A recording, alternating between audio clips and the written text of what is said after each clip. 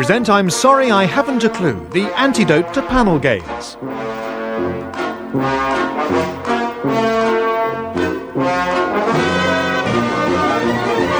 At the piano is Colin Sell and your chairman is Humphrey Littleton.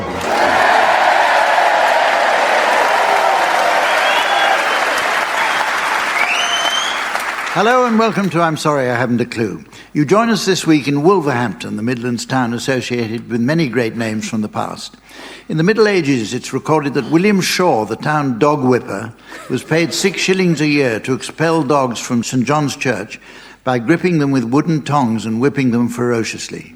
He held the post for nearly 20 years until his enthusiasm for the task got the better of him when he attacked a group of golden Labradors and was subsequently banned from conducting all future tours for the blind.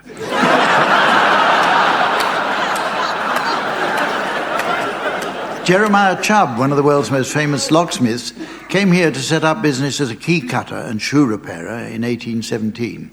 Recent renovation work to his premises revealed an original receipt for resoling a pair of workman's boots. Following carbon dating analysis of the faded document, the city archivist can provide scientific evidence that the boots will be ready next Thursday.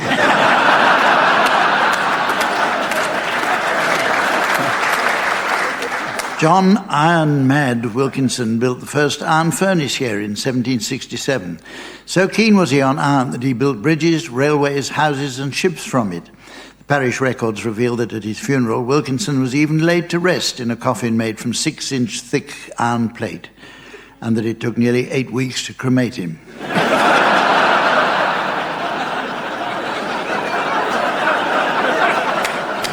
In December 1880, great honour was brought to the town when Queen Victoria came to Wolverhampton to decorate the mayor, Sir Henry Fowler, in the main square, although the practice stopped the following year when the council bought a Christmas tree instead.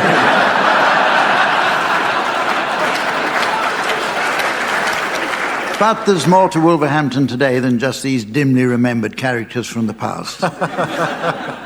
Let's meet 4 more. They are on my left, Graham Garden and Barry Cryer. And on my right, Tony Hawkes and Tim Brooke-Taylor. And please welcome the lady who's been my right hand on so many occasions, our delightful scorer, Samantha.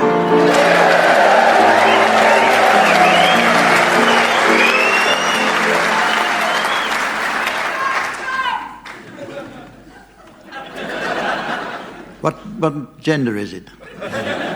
What gender is what? I thought she'd given birth. We kick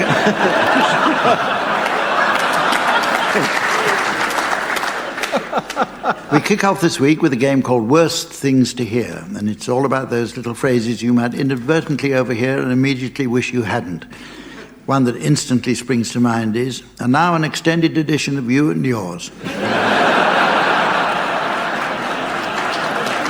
This week, the subject is medical treatment, so your suggestions, please, teams, of things you really wouldn't want to overhear while undergoing surgery. Tim, will you start, please? I'm starving. Do you think you'd miss a kidney?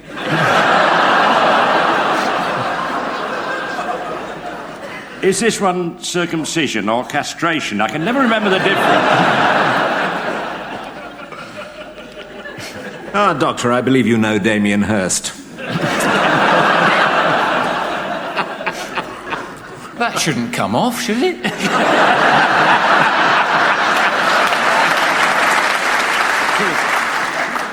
Please don't make me laugh. This is very sharp.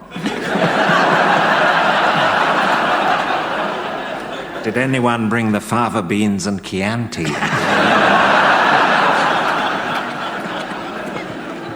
Anaesthetic. I knew we'd forgotten something. And we are a perfect 36 double D as requested, though God knows how he's going to get his trousers on.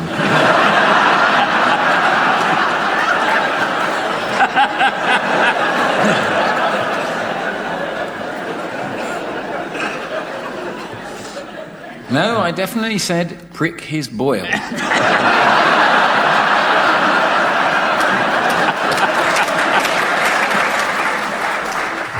Well, if he survives, he'll sue us.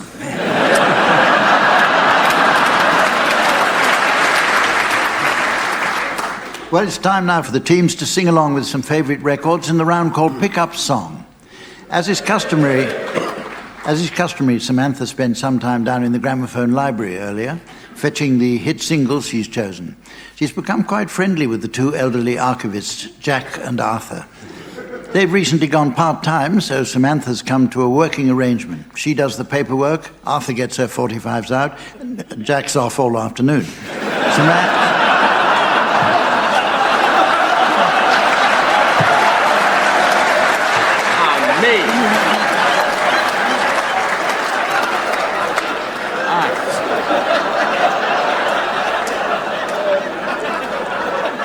Samantha is now poised at the turntable and ready to spin the discs. You should sing along, teams, until at my signal Samantha turns the volume down. If when the music returns you're within a gnat's crotchet of the original, I'll be awarding points. And points mean prizes. Well, what do you expect from a BBC show? What do points mean? Prizes! You were meant to say mean prizes, you stupid people. The winner of this week's prize will be the envy of every keen lepidopterist who worries about his pet's personal hygiene. It's this bottle of Listerine mouthwash.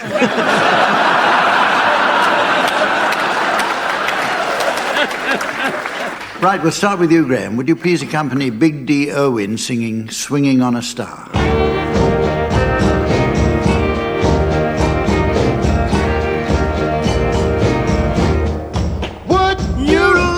To swing on a star, carry moonbeams home in a jar, and be better off than you are. Or would you rather be a mule? No. A mule is an animal with long funny ears. He kicks up at anything he hears. His back is brawny and his brain is weak. He's just plain stupid with a stubborn streak. And by the way, if you hate to go to school, you may grow up to be a mule. Or would you like to swing on a star? Well, it's you now, Tim. Will you please accompany Kylie Minogue singing her recent smash hit, Can't Get You Out of My Head? La la la la la la la la la la la la la la la la la. I just can't get you out of my head. Boy, your loving's all I think about. I just can't get you out of my head. But it's more than I dare to think about. La la la, la la, la la la la, la la.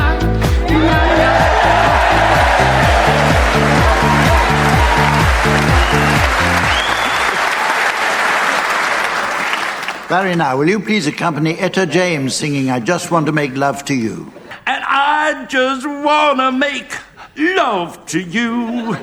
Love to you. Love to you. All I want to do is wash your clothes. Go on. I don't want to keep you indoors. There is nothing for you to do to keep me making love to you. Making love to you. Love to you.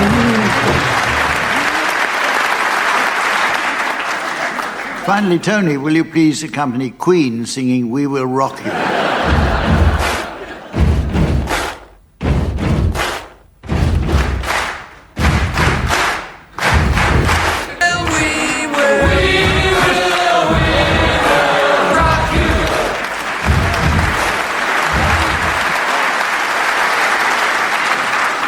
We have an old favourite now called Word for Word, and I've just two words to say to our audience in preparation for this game.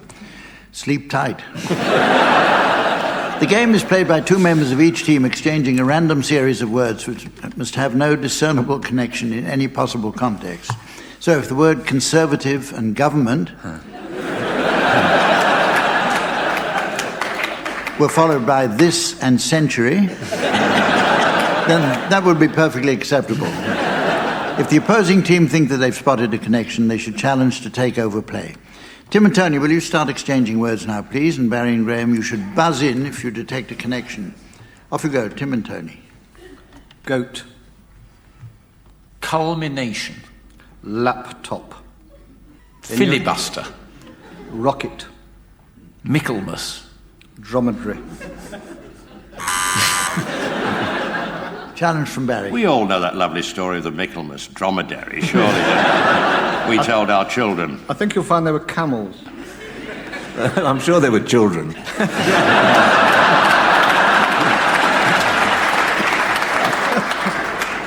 Carry on a bit longer, Tim and Tony. Formica. Porridge. Crop. Docket. Graham. Oh, the porridge crop. In Scotland, it's Yeah. celebrated every Michaelmas. In fact, the Michaelmas dromedary leaves a little bowl of porridge under the leaves in the garden for the children to find. And they think it's porridge. Carry on, Tim. Hypotenuse. Kilter. Custard. Graham. Picture a triangle. Yes. You see the hypotenuse? Yes. A bit out of kilter, isn't it? Yeah. Go on then, Graham. Smash. Gimbal. Tony. I was at school with Smash Gimbal.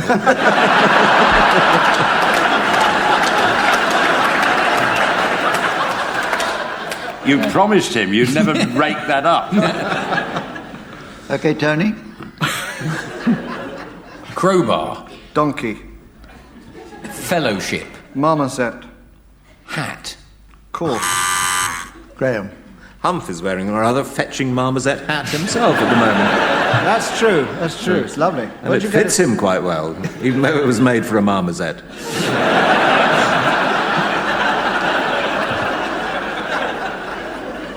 Hum said, I'm going to Wolverhampton, and they said, wear the fox hat.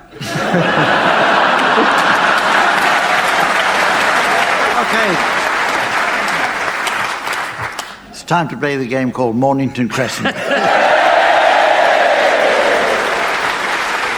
But first, I noticed from the accumulated pile in the listener reaction matchbox that we've received just under 2 letters this week, and it comes from a Mrs. Trellis of North Wales. Dear Mr. Cryer, congratulations on finally getting the recognition you deserve. I was delighted to see in the honours list that you've been awarded an oboe. Perhaps learning a wind instrument will take your mind off the disappointment of coming second in Rear of the Year. Yours faithfully, Mrs. Trellis. Oh, and there's a P.S. Why not enter Arse of the Month instead? This week we'll be playing the special Grand Prix version of Mornington Crescent, pioneered by H.W.M. Sterling, one of the greatest exponents of the speed game. As you'd expect, pit stops are mandatory, but don't forget the speed limit once you've crossed the white line. Got that?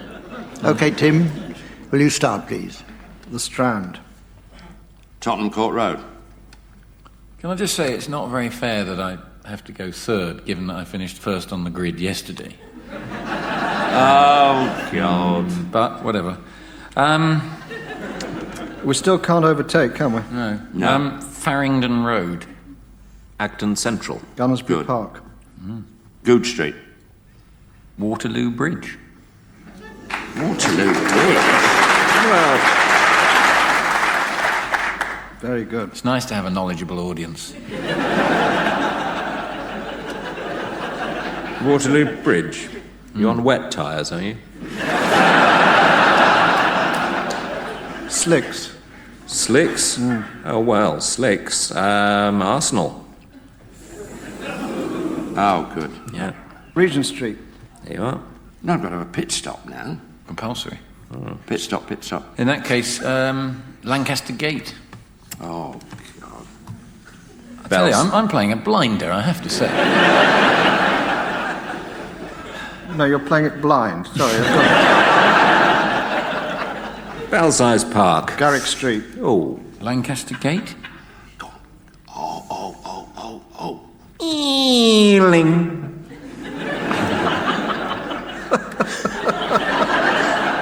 Bank. Bang. I'm out of the pit. I'm out of the pit. Is he out of the pit? Yeah. Yeah, cheer up. Watling Street. Watling Street. Oh, no! I think, yeah. Yes, Mornington Crescent. How can that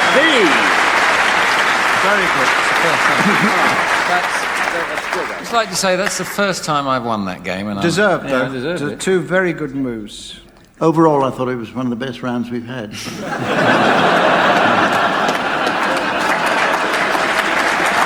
It was lousy, but it was one of the best rounds we've had. We're going to play a new game now that takes a look at the fascinating world of the answer phone. The task in this game is to try to identify famous people merely by hearing the messages left on their machines by various callers. The idea for this arose when Tim was telling us that he'd been trying to contact his agent to see if there was any work about and found that he could only leave messages. She hasn't got back to him yet, but then, as Tim explained, the last time they spoke, she was very busy glaring up for decimalisation.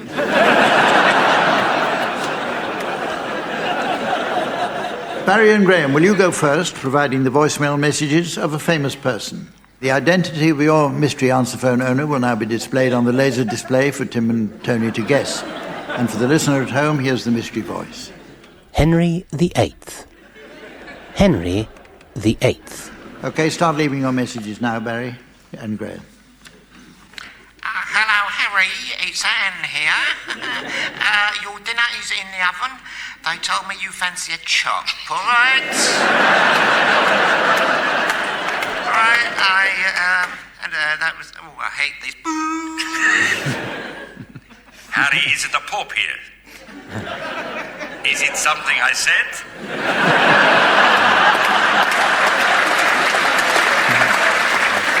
What's the matter for you? Ring me back, my direct line. Show some respect. You know it. VAT 69. Ciao, you fat... Harry, it is Anne here. I am calling from Cleves. Oh, zut-là, what a giveaway! I think it could be Henry the Navigator. No. Henry VIII.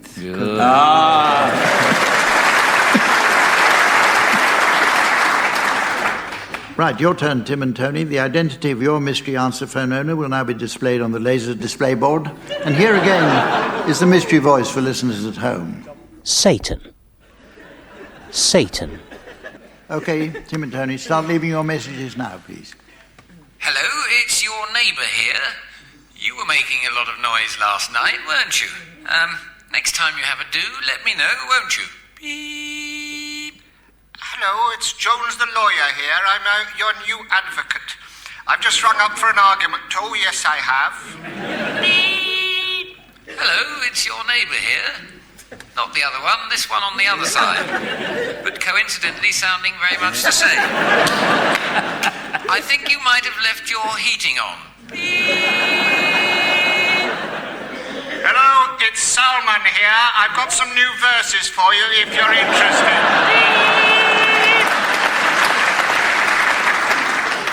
Hello, it's Mr. Henderson from the Ministry of Agriculture. Just ringing to see if the foot and mouth thing has affected you personally.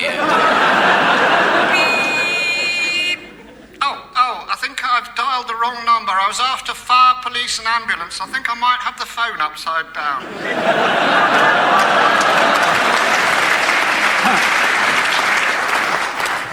Hello, it's your neighbour here. Not sure which one this time. I see that the Guardian says that you're playing Santa this year.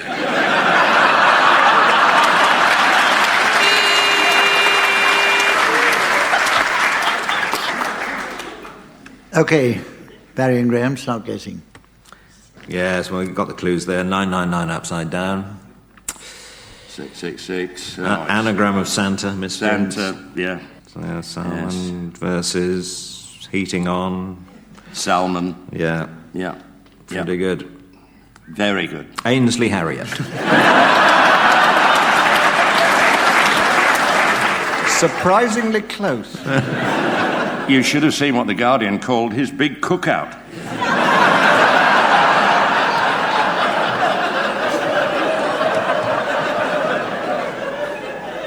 It's the very devil.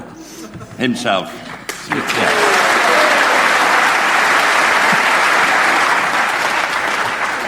It's time now for a musical round called Swanee Kazoo, where the teams combine the soothing lilt of the Swanee whistle with the chirpy rasp of the kazoo. Ah, yes, the Swanee whistle and the kazoo, two instruments that go together like a horse and marriage. Piano accompaniment will be provided by Colin Sell, who, we're all amazed to hear, was once invited to go on a tour by Otis Redding. We had no idea the famous lift manufacturer held open days at their Berkshire factory. Right, the first song is Funiculi Funicular, and it'll feature Barry Cryer on the kazoo and Graham Garden on the Swanee whistle.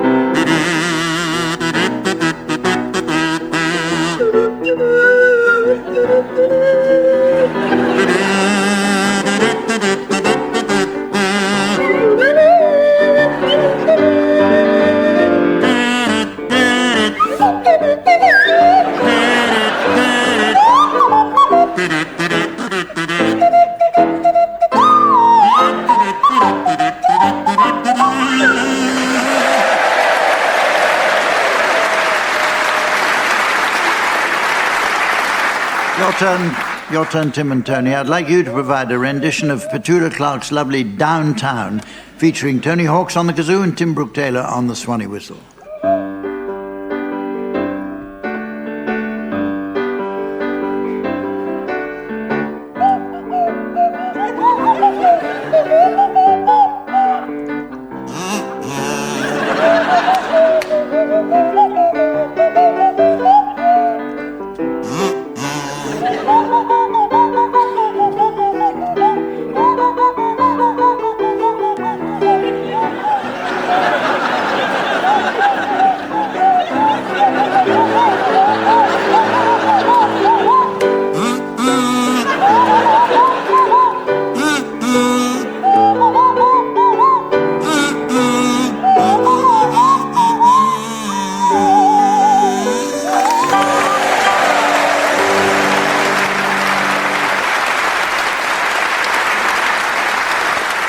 I notice it's very nearly the end of the show, but it's just time to fit in the IT ball.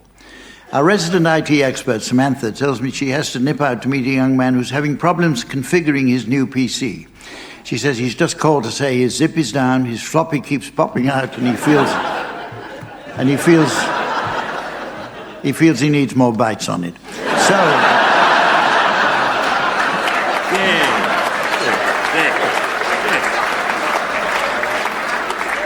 So while she's away doing that, I'd like the teams to announce the late arrivals at a society ball for computer buffs, IT experts, and the like. Tony, will you start, please? Mr. and Mrs. Crowsoft Word Document and their son, Mike Crowsoft Word Document. Will you welcome from India? India? Chenjin Parsing. Oh, I'm sorry, it's Search Engine.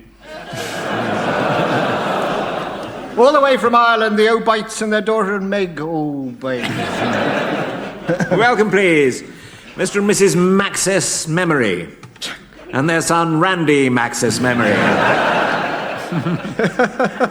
Mr. and Mrs. Mackintosh and their popular son, Ian, who's always applauded when he leaves. He's known as Clapped-Out Mackintosh.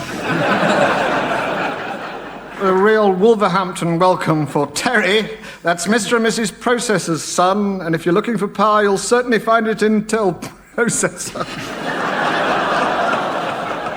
Welcome, Come on, please. Wolverhampton, you can do better than that. But can you? Ladies and gentlemen, will you welcome... This is going to have to be very, very good. And it is. Mr. and Mrs. Bennett Windows has crashed again.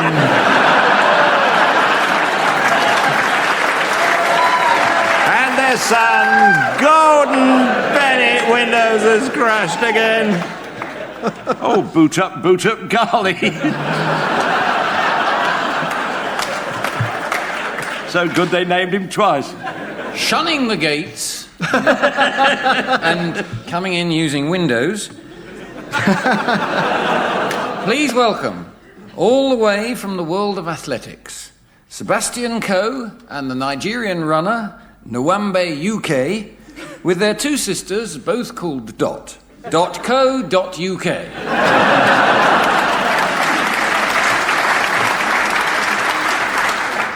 So, ladies and gentlemen, as the jersey of time is tumble-dried with the comfort of eternity, and the farmer of destiny wonders how his cow got into the washing machine, I notice it's time to say goodbye. So, from the team, Samantha, myself, and the fine folk of Wolverhampton, it's goodbye.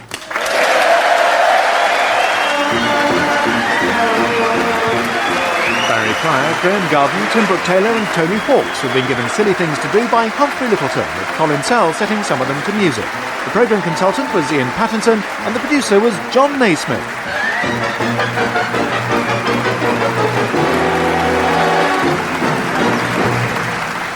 And if you're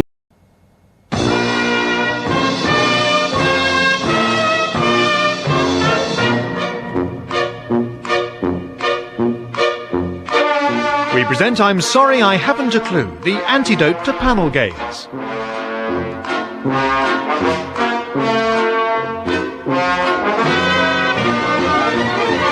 At the piano is Colin Sell and your chairman is Humphrey Littleton.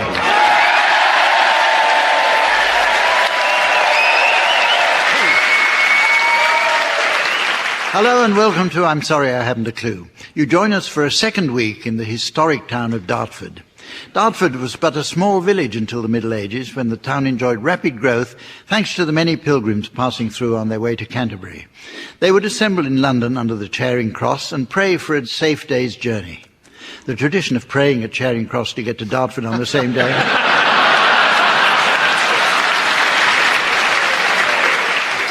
survives even now.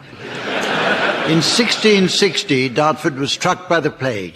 When the epidemic ended, the town mayor decreed that the mighty bells of Holy Trinity Church be rung constantly for a week. The same week, in fact, that the tinnitus epidemic started.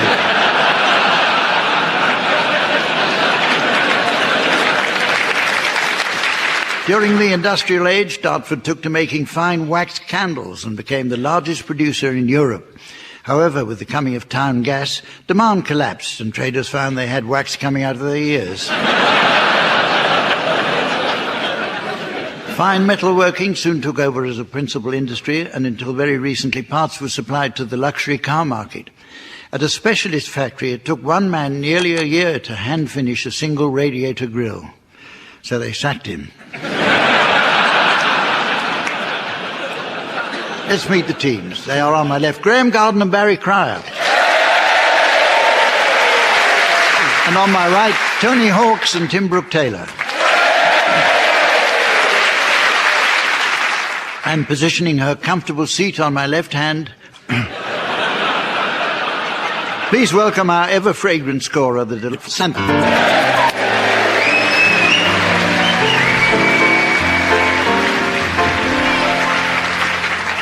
Okay, let's get weaving.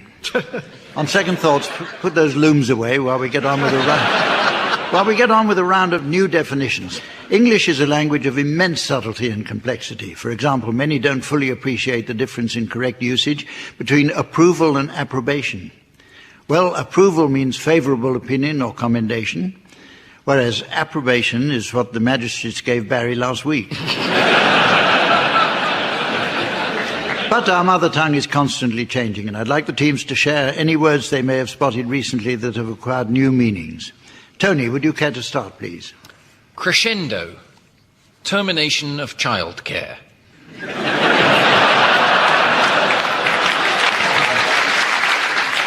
Trash. Yorkshire measles. Tim? Mogadon. My cat's a professor.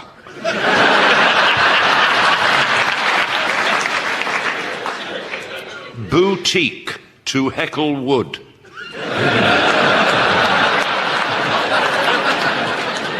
Cabaret.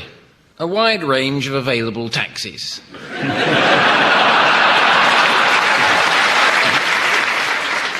Rugged, wearing a wig.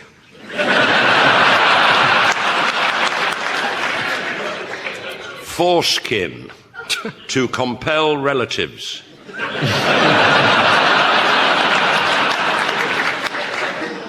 Brandish. What Barry orders after a meal.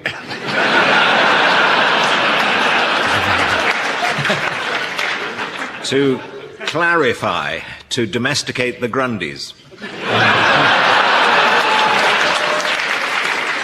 Lactose, frostbite.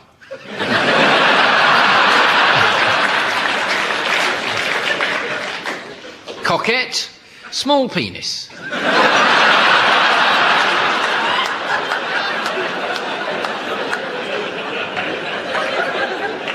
Judo, kosher plasticine.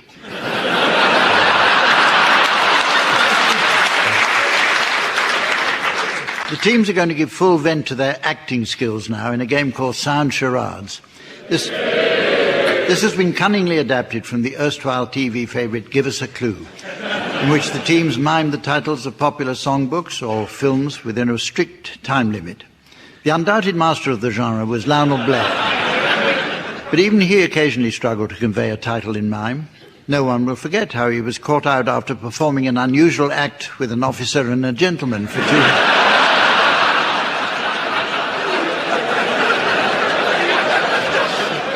two whole minutes. In the original game, the teams weren't allowed to speak, leaving the audience collapsed with mirth. This version is completely different. Tim and Tony, you're going to start, please, and your title will shortly be displayed to the audience via the laser display screen. And here's a mystery voice for listeners at home. A man for all seasons. A man for all seasons. Right, you're guessing this one, Barry and Graham. Yep. Off you go, Tim and Tony. It's 5 words, and it's... A play and a film. It is indeed. And it goes something very like this. All right, Jez, you enjoying that meal? Enjoying it very much indeed. Fish Very looks lovely. Yeah. Fish is delicious. Good, yeah, tremendous. I'll tell you what, though, I mean, it's a bit fed up recently with this sort of weather, this constant changeable weather. You know, Yeah, I one love minute it. it's I love bright, it. then showery. No, next- showers, I love it. It's Yeah? because you never quite know. It's so fresh. Yeah, so you're lovely. happy? Everything growing. You like that, do I you? love it. Love it. Yes, no, it's Of lovely. course, then, of course, you look forward after that, don't you? We want it to be warm and sunny. And of course, last summer it was so hot, it was ridiculous. Don't you like it hot? No. I love it hot. I go on holidays. Get hot weather. No, it's absolutely wonderful. Then, of course, after that, you get the leaves on the tracks, don't you? They're coming down, they fall off the Aren't trees. they beautiful, those leaves? Aren't they absolutely fantastic? All the myriad colours. It looks like, oh, God is celebrating. You like them? Yeah, I like them Right, very okay. much indeed. Do you want any more salt on I that? shall have some pepper as well. Yeah, okay.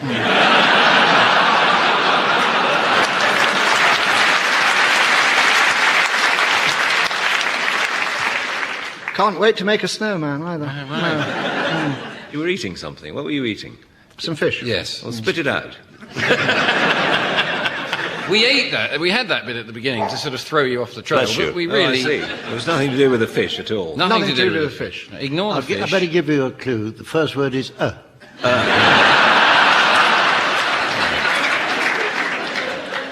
And he liked his salt and pepper. He liked his seasoning. Seasoning. Yes. A man for all. Yeah. Right, your turn, Barry and Graham. Your title's now being exhibited on the laser display board. And here again is the mystery voice for listeners at home. The Cat in the Hat. The Cat in the Hat. It's a book and a film. Book and a film, 5 words. Here goes. Good morning. I'd like to buy a cat, please. Yes, sir. Which one? The one in the trilby. The end.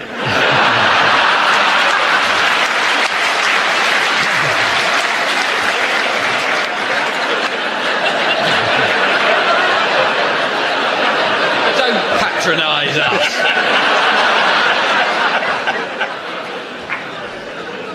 The cat in the hat. Hat time's up. The next round was specially devised by our game's designers to challenge the team's musical abilities. Can't have been a very lengthy meeting. Actually, that's a little unfair, as Tim and Graham enjoyed success with their goodies records. Tony was in the top 10 with a band called Morris Minor and the Majors, and Barry once had a surprise #1 in Finland.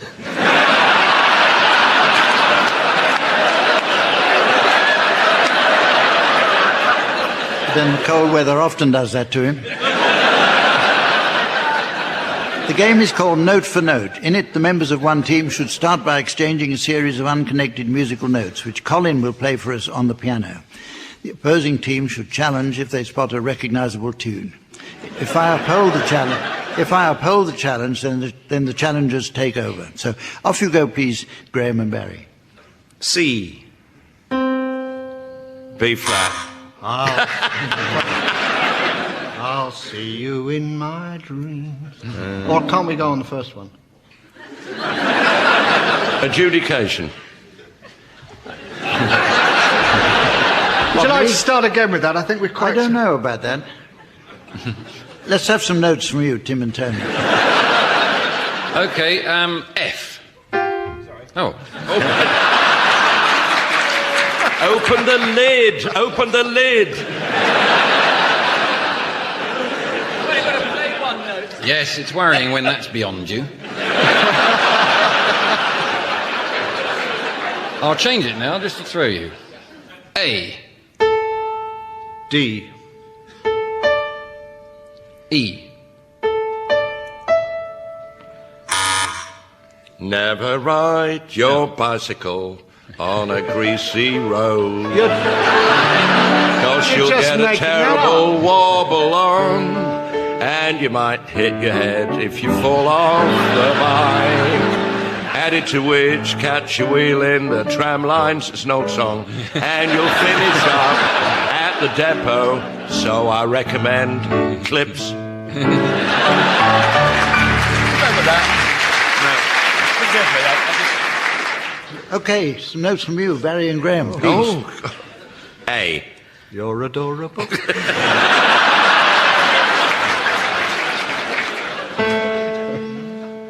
C. G.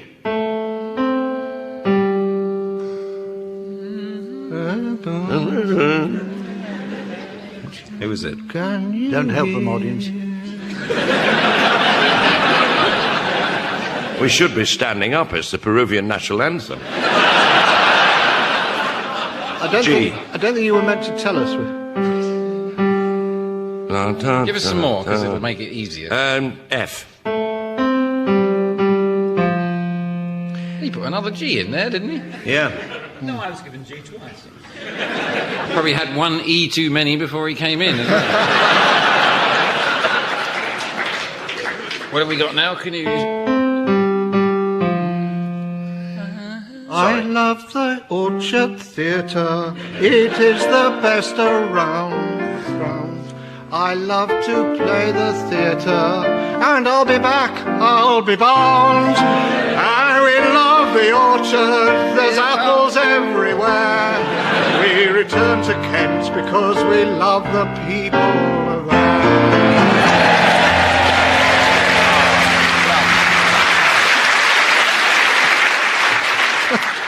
Right, with all to play for, it's now time to play the game called Mornington Crescent.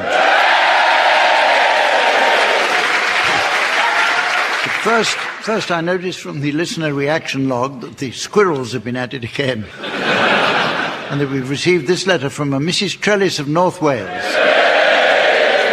She writes, Dear Rolf, here's a handy hint. When you put the cat out, always use a high-quality fire extinguisher.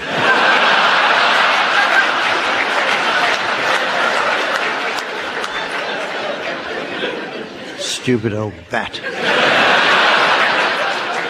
Well, this week, in response to a national demand for the ritual humiliation of game show contestants, we'll play a round of Elimination Mornington Crescent. In this variation, the teams must actually work together to accumulate as many points as possible during the game. However, at certain points, I shall ask each panellist to vote off the person they consider not to be pulling their weight. Okay, teams. Tim, will you start, please? Burnt oak. Aldwych. I think I might go for the first double with a lateral with Bloomsbury Square. It's Don't good. peak too soon. Well, that's knocked the point score up nicely. So Piccadilly would help with that too. Yeah. Well, with it that high, bank? Yeah. Is that the station bank? No, that's banking then.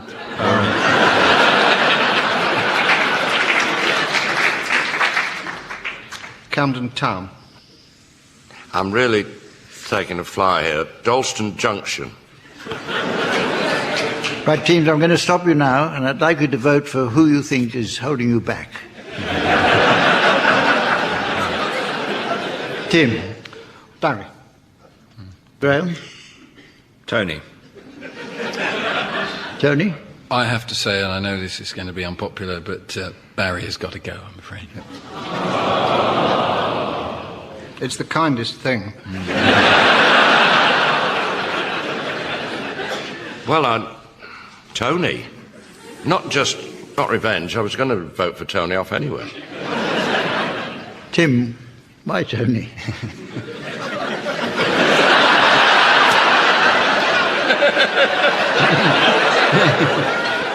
Well, Anne, I actually voted for Barry. I'll do the jokes. Let us know when.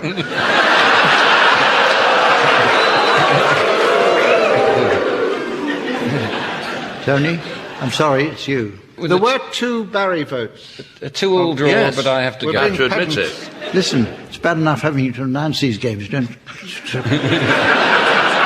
expect me to listen to the bloody things here. Okay. I accept your adjudication, and I'll take the walk of shame.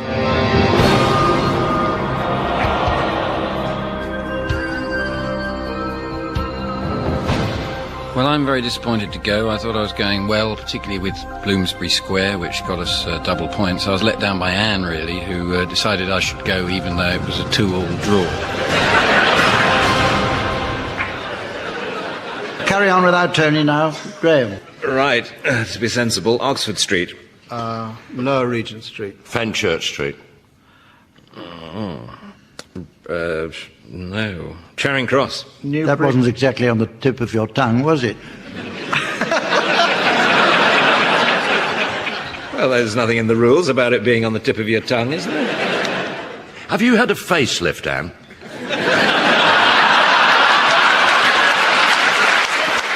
I'm asking the questions. Hatton Cross. Haringey. Paddington.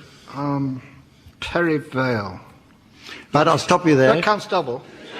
Yes, it does, but you were too Natural. late. Will you vote, please, for... Why am I saying please? I'm in the wrong place. I'd like to vote for Barry, and I'm being consistent. I vote Tim. Well, I know Barry is my teammate, and he is consistently the best player of the game so far, and recently saved my family from drowning.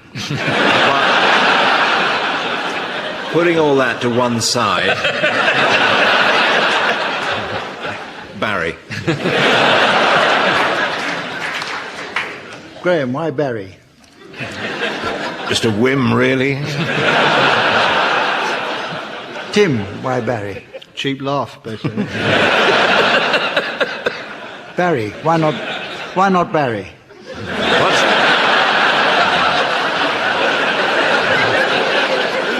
Barry, you're a total failure. Goodbye.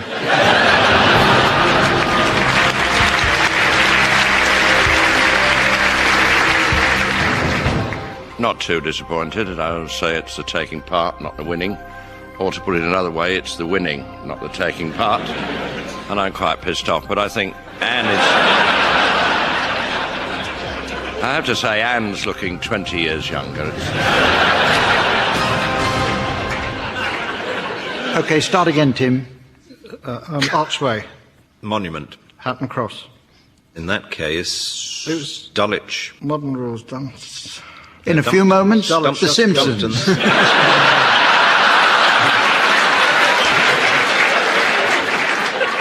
Wait a minute. What? Mornington Crescent. Oh, no. Yeah.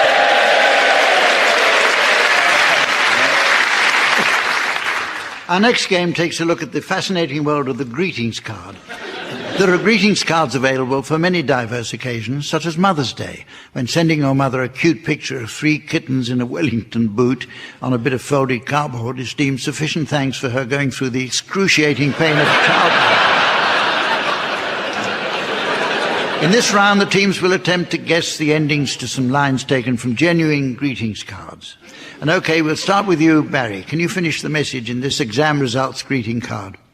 We've known you've worked so very hard, determined to get through it. You worked all night and then got pissed. Surprise, surprise, you blew it.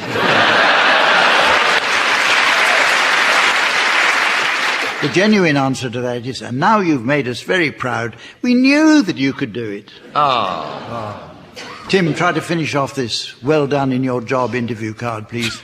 Magnificent, marvellous, wonderful, brill, talented, gifted, consummate skill. Shrewd, adroit, crafty, clever, and porous. These are all words from Roger's Thesaurus. The answer is outstanding, fantastic, A1, excel. And that's just a sender. You're great as well. Piffle. Graham, can you complete this wedding anniversary card for wife or husband? Just like a lighthouse on the rocks, withstanding stormy weather. You make a noise like a foghorn whenever we get it together.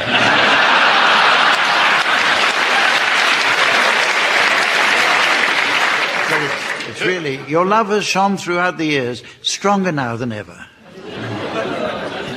Yeah.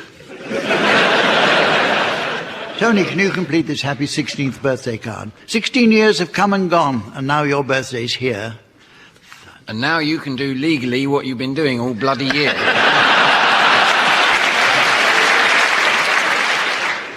Very nearly the right answer. We hope that all you wish for will be yours throughout the year. Do people get paid to write these things? Bloody well ought to be paid for reading them.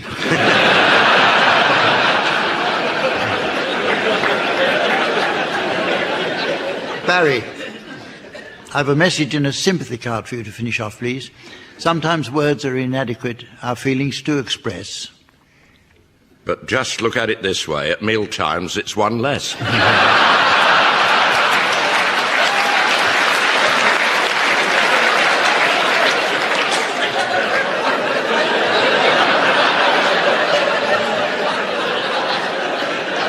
The answer is when someone whom we hold so dear is in such great distress.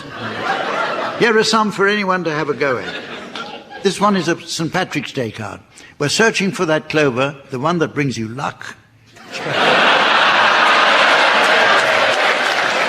May you be lucky all your life and never short of a rhyme. The answer is 4 leaves and a leprechaun can never be too much. It doesn't scan and it's rubbish. Here's a 90th birthday greetings card. Happy birthday to you and heartfelt congratulations. We really hope you'll have a joyful celebration. I said, we really hope you have a joyful celebration.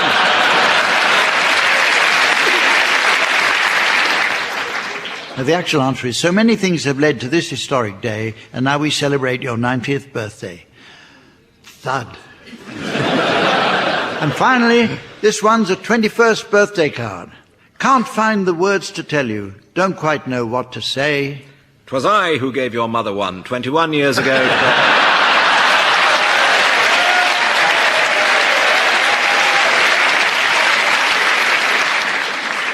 Which is the right answer. It's music time now with Swanee Kazoo,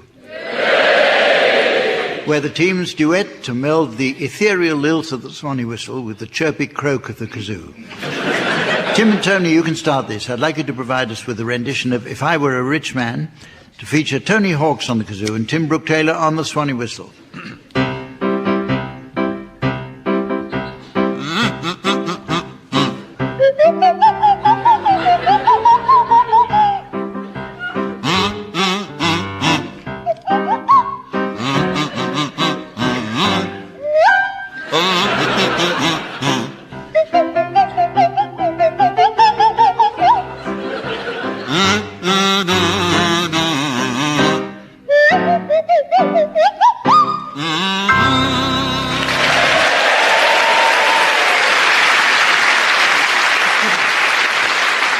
It's you now, Barry and Graham. I'd like you to provide us with a rendition of Singing in the Rain to feature Barry Cryer on the kazoo and Graham Garden on the swanee whistle.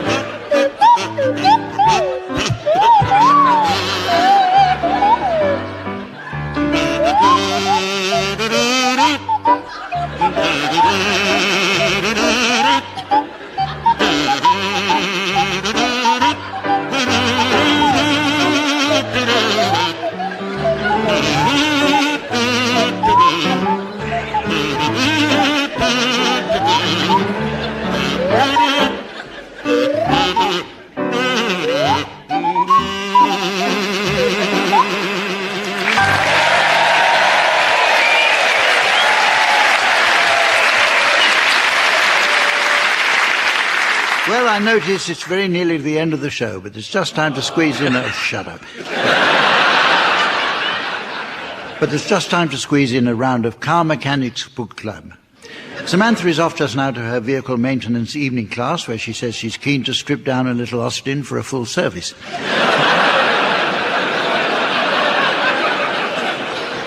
So while she's away enjoying that, I'd like you teams to suggest book titles that might appeal to a readership drawn from the motor repair trade. Tim, will you start, please? Brave New World. Complete Anglia. The Loneliness of the Nice Little Runner. James and the Giant Porsche.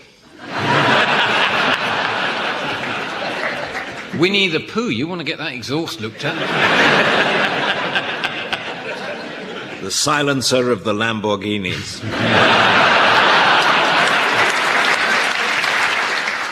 The Bumper Fun Book of Motoring Jokes. It'll have you double declutching your sides. Middlemarch is the soonest we can have it ready to do. Brake pads at Tiffany's.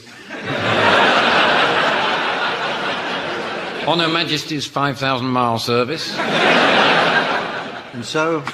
The day of They died with their boots open. Have another go, Graham. The day of the Jack.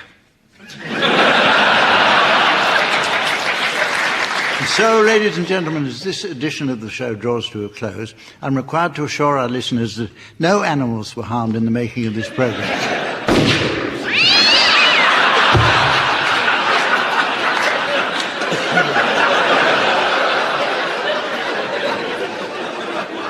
Until now, that is. And so, from the team, Samantha, myself, and the good folk of Dartford, it's goodbye.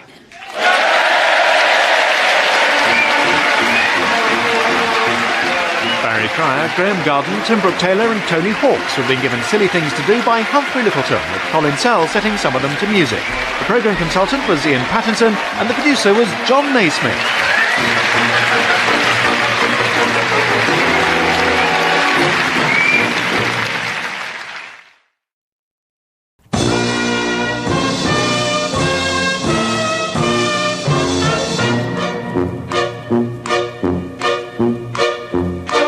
We present I'm Sorry I Haven't a Clue, the antidote to panel games.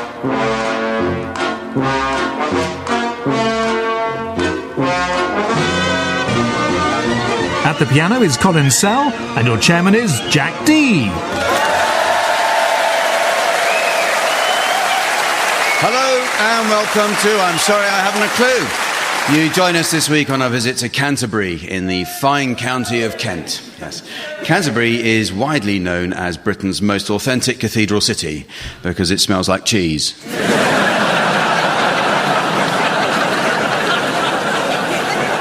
The county of Kent can trace its origins back over 2 millennia. In AD 44, the county was invaded by the Romans. In the 5th century, Kent was taken by the Anglo-Saxons.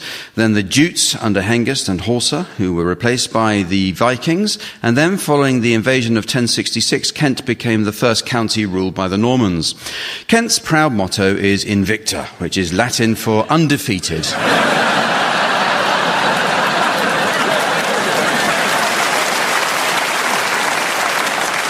The Isle of Thanet lies at the most eastern point of Kent, while in the past it was separated from the mainland by the half-mile wide Wonsum Channel. This began to silt up in the Middle Ages, leaving Thanet today separated from the rest of Kent by only 700 years.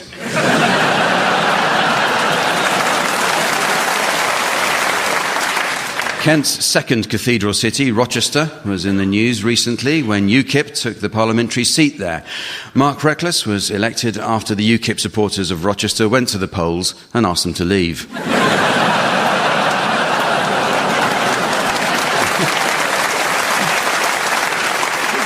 Kent became physically linked to mainland Europe with the completion of the Channel Tunnel. The service has suffered numerous technical problems, including a fire and freezing snow. Shortly after it opened, an engineering survey of the tunnel produced evidence of an alarming design fault, and it was discovered it comes up in France.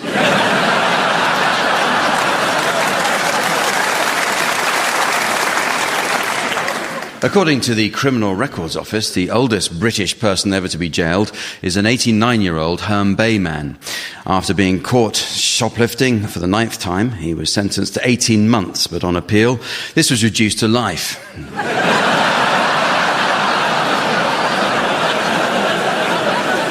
But he's not the only one here known for his criminal act. Let's meet the teams. They are, on my left, Graham Garden and John Finnemore. And on my right, Tony Hawks and Susan Calman. And taking her place at the desk next to me, please welcome our scorer, the ever-delightful Samantha.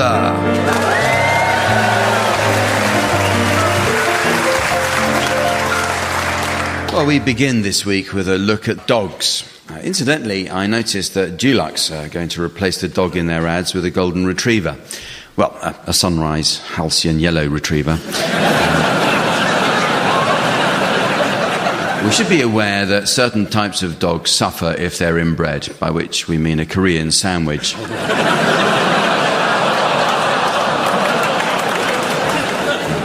I have some incomplete dog-related sayings and proverbs, which I'll ask the teams to finish off. So the first one is for you, please, John. How much is that doggy in the window? Woof, woof.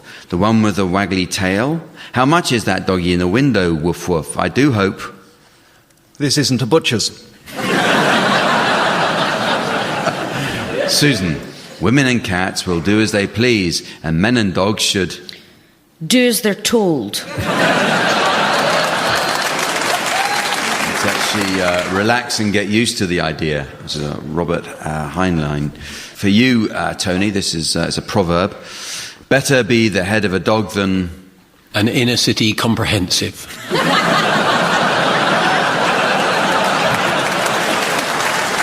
The tail of a lion, actually. Graham, when an 85-pound mammal licks your tears away, then tries to sit on your lap, it's... time to ask for your £85 back.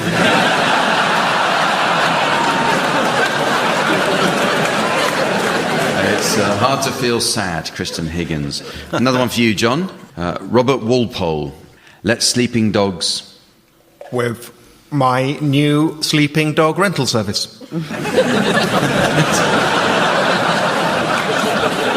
Let sleeping dogs lie, of course. Susan, it's an Egyptian proverb. The barking of a dog does not disturb the... quality of a Coldplay album. Does not disturb the man on a camel. remember that one. It's quite useful. Tony, it's a Scottish proverb. He that sleeps with dogs probably isn't an overachiever.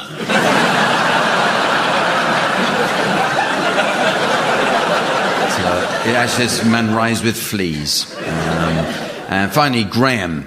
The difference between cats and dogs is dogs come when they're called, whereas cats... called when they come.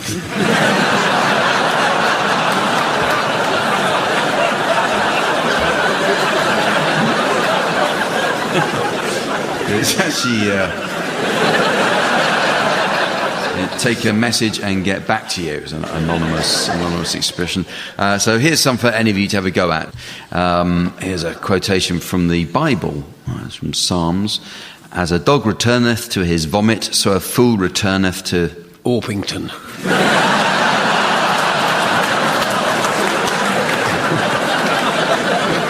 To his folly. It's a quote from Elizabeth Barrett Browning. I, who had had my heart full for hours, took advantage of an early moment of solitude to cry in it very bitterly. Suddenly, a little hairy head thrust itself from behind my pillow into my face, rubbing its ears and nose against me, and... I realised it was Bill Oddie doing Springwatch.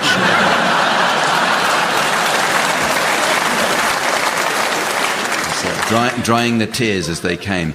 John is a slogan from the American Society for the Prevention of Cruelty to Animals. If you can't decide between a shepherd, a setter, or a poodle, then... Why not try the mixed grill?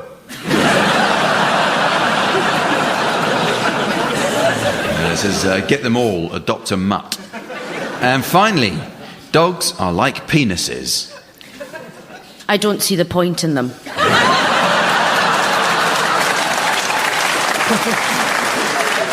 It's from Scott Dunn. Dogs are like penises. I enjoy my own, but I don't want to be touched by anyone else's.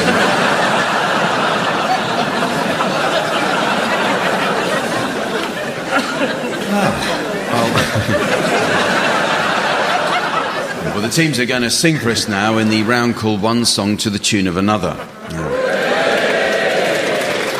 As our guest Tony Hawks is not only a successful writer and comedian, but also a gifted musician, it was thought it might be a good idea to design a special round to suit his talents. And it might be, but we're going with the same old game anyway. The piano accompaniment will be provided by Colin Sell. It's often said by music experts that the greatest of classical composers would have been happy with Colin's performance of their work. Beethoven. Okay, we'll start with you, Susan, and I'd like you to sing the words of Stayin' Alive by the Bee Gees to the Colonel Bogey March. Well, you can tell by the way I use my walk, I'm a woman's man, no time to talk. Music, loud and women warm, and I've been kicked around since I was born.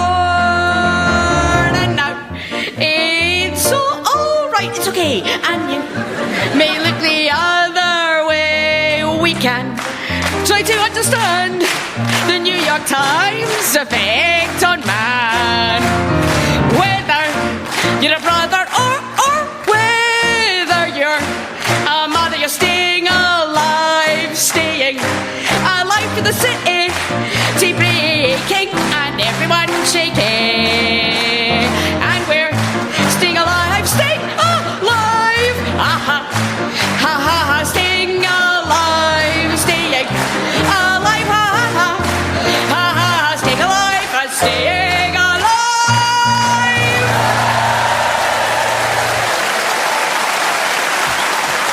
Susan Calman. Good, and in the background, the audience in Canterbury playing catch with a box of Maltesers.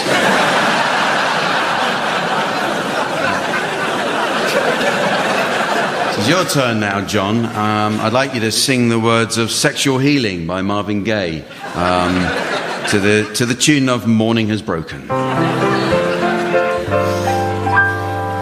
Oh, now let's get down.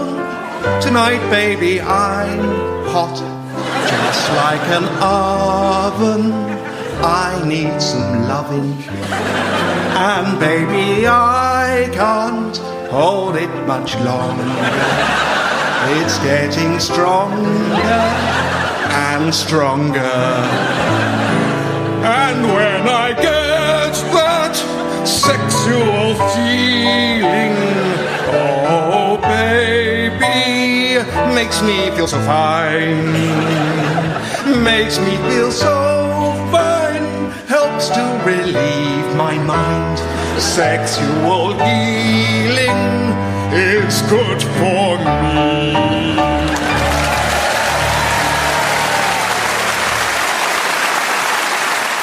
And finally, Tony, I'd like you to sing the words of I've Got a Brand New Combine Harvester by the Wurzels to the tune of the Patsy Cline hit Crazy.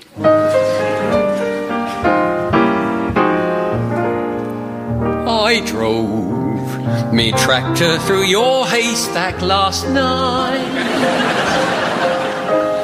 I threw me pitchfork at your dog to keep quiet. Now something tells me that you're avoiding me. Come on down, darling, you got something I need. 'Cause I've got a brand new combine harvester, and I'll give you the key. Come on now, let's get together in perfect harmony. Oh, I got 20 acres, you got 43. Now I've got a brand new combine harvester.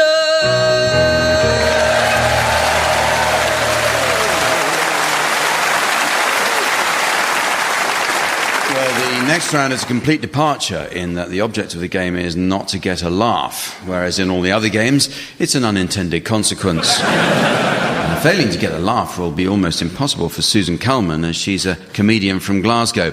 Although we do hear she has a straight acting role in a new sci-fi movie set there. Susan's area of Glasgow has been transformed into a post-apocalyptic hell, and her friends and neighbours are said to be delighted with the improvements.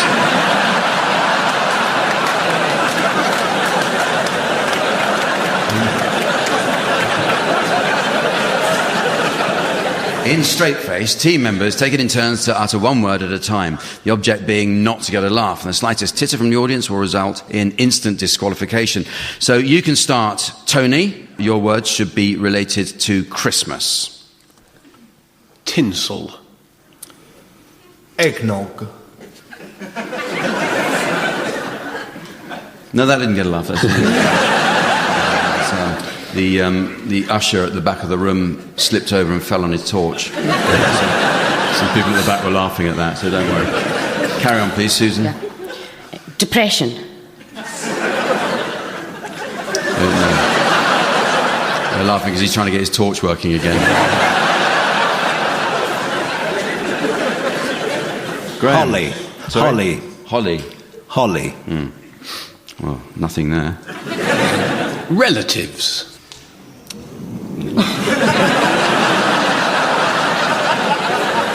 was a very funny laugh, wasn't it? I think the audience just went, ooh, there was an intake of breath, and that's what got the laugh, so I'll let that pass. It wasn't you getting the laugh, Tony, don't worry. So nothing's changed.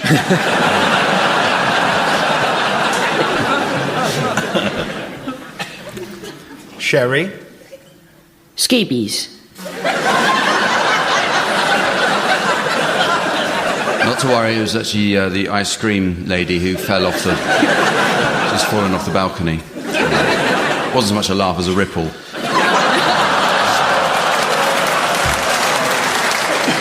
Please carry on, Graham. Santa. No, someone laughed there. Did you hear that? You're out.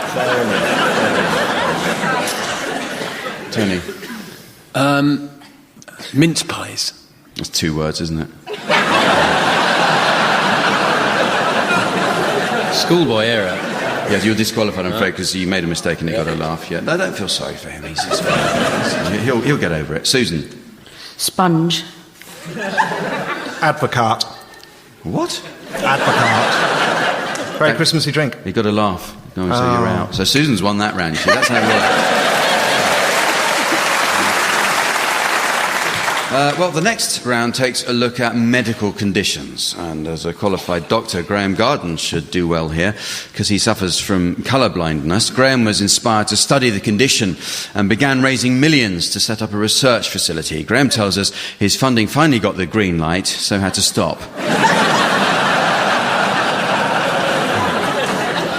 In this game, one team will be suffering from an obscure condition, which the other team, as doctors, will try to diagnose from their symptoms. And we'll start with you, John and Graham. The identity of your complaint is now being displayed to the theatre audience. For listeners at home, here's the mystery voice. John and Graham think they're clowns. John and Graham think they're clowns. John and Graham, would you please step into the surgery of Dr. Tony and Dr. Susan and start outlining your complaint? Come in first, yes. What seems to be the problem then? No, I don't know what it is, really. We're feeling a bit funny. Yeah. And that's never happened before. No, we're very unhappy about several things, aren't we? We certainly are, yeah. I mean, we can't seem to hold a job down. We're always having little accidents at work. Yes, accidents, yeah. And we've been having trouble with the car. I mean, it's a lovely model. It's a 26-seater. Yeah, but the doors fall off. Yeah.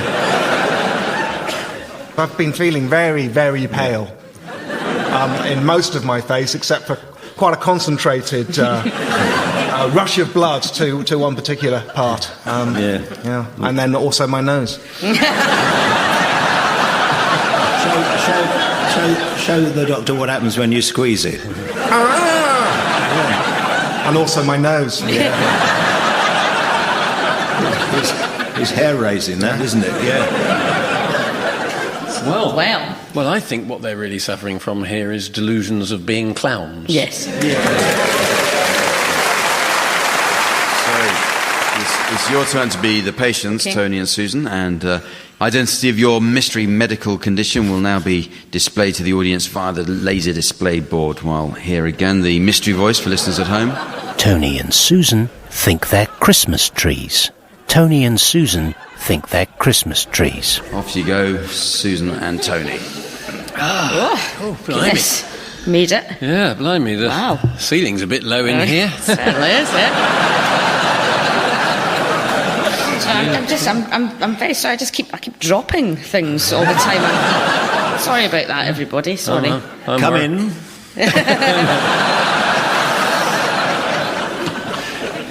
Now, what seems to be troubling you?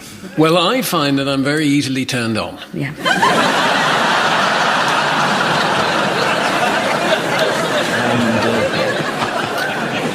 That's a problem, is it? It is. I'm going bald too quickly. One of my relations was actually decorated by the Queen. Sometimes I just sit in the corner of the room flashing.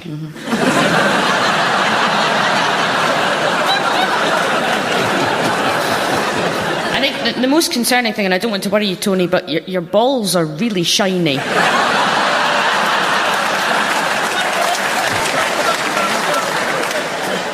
I don't consider that a problem at all. That's us, Doctor. Yeah. What do you think?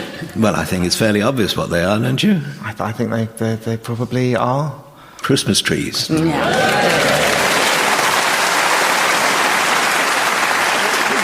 The teams are going to write letters to each other next. Letter writing has largely been replaced by Twitter, but the very public nature of tweeting has its hazards. Recently, an MP tweeted a picture of a property festooned with national flags occupied by a family living off the state. She resigned and apologised to Buckingham Palace. In this game, each team will take it in turns to improvise the letters sent between two famous figures, with the players providing one word each at a time. Graham and John, I'd like you to start by composing a letter from Henry VIII to local girl Anne Boleyn. Then Susan and Tony, you'll come up with a reply, and so on. So off you go, please, Graham and John.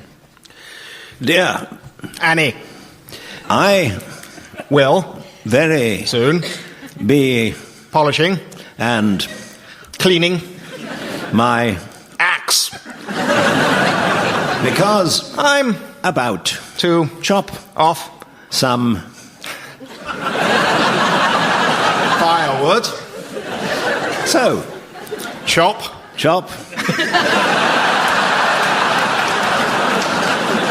Goes the little axe.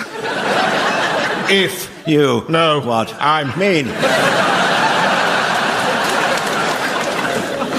watch This space if you want to find sanctuary in Belgium or Switzerland or Papua New Guinea, however not in south or west or central Africa where you will find no comfort at all. finally Look under the stamp on this letter and you will find a sticky little patch which is reminiscent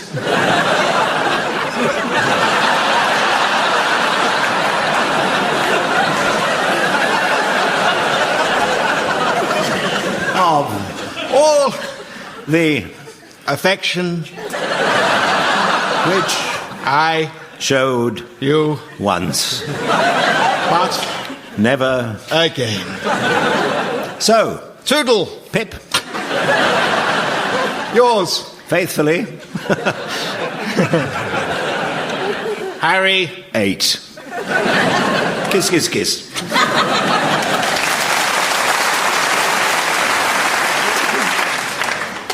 Dear Hazza, How could you possibly write that kind of letter to me someone who is wearing a dress which has been swapped for trousers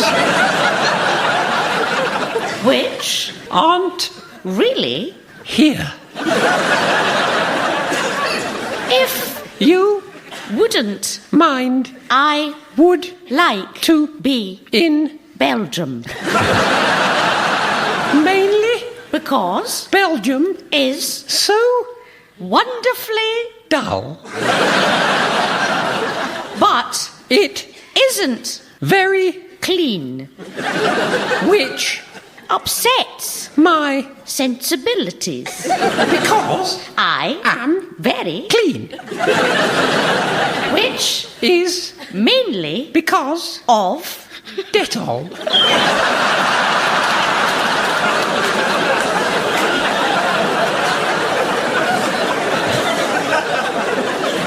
however Dettol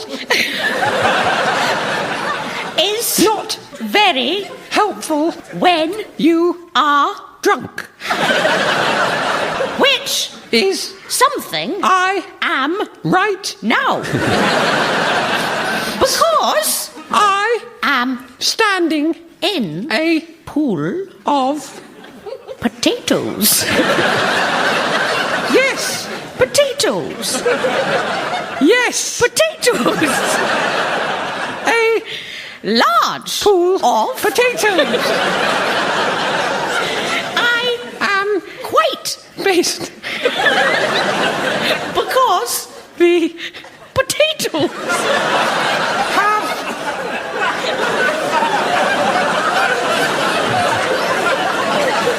become Dettolized.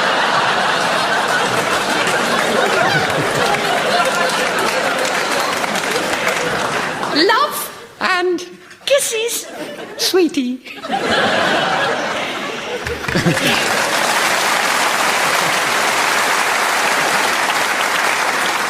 Thank you, teams, and to listeners at home, welcome back.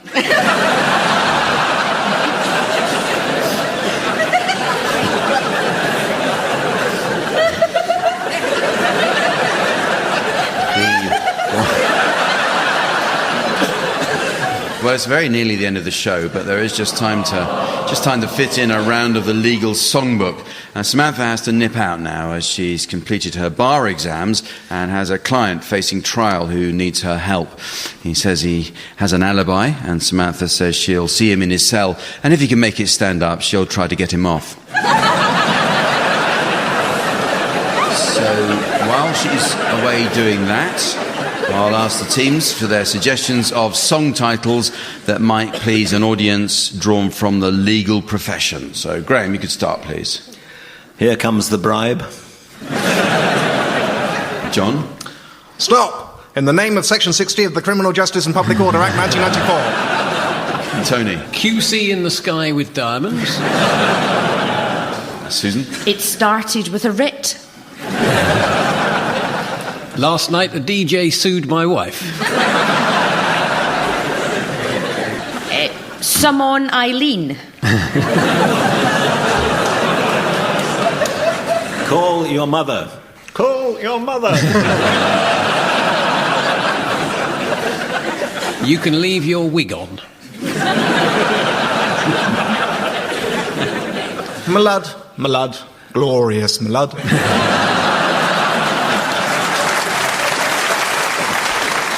She's got affidavit's eyes. If you like it, you should have put an electronic tag on it. And so, ladies and gentlemen, as a lolly stick and a Christmas cracker go into a pub and the barman says there must be a joke in there somewhere, I notice it's the end of the show. So from the team, Samantha and myself and our audience here in Canterbury, it's goodbye. Goodbye. Graham Garden, Tony Hawks, John Finnemore and Susan Calman were being given silly things to do by Jack D, with Colin Sell setting some of them to music. The programme consultant was Ian Pattinson, and the producer was John Naismith.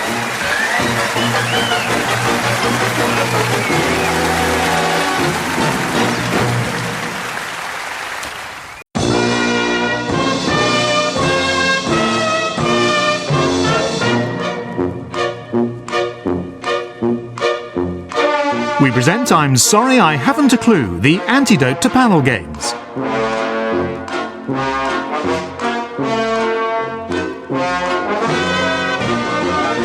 At the piano is Colin Sell, and your chairman is Jack D. Hello and welcome to I'm Sorry I Haven't a Clue. You join us for a second visit to the south coast town of Poole in the fine county of Dorset. The trade union movement was effectively born in Dorset with the Tolpuddle Martyrs. Farm labourers decided to risk prosecution by setting up a union to give them bargaining strength to lift them out of their impoverished conditions in Tolpuddle. And it worked. They were transported to Australia. On the 1st of June 1935, Britain's first ever driving test was taken in Dorchester by a Mr. Reed in an Austin 10. The first examiners were serving police officers. During his test, in addition to answering questions on the highway code, Mr. Reed confessed to 7 unsolved burglaries after falling down the stairs of the test centre.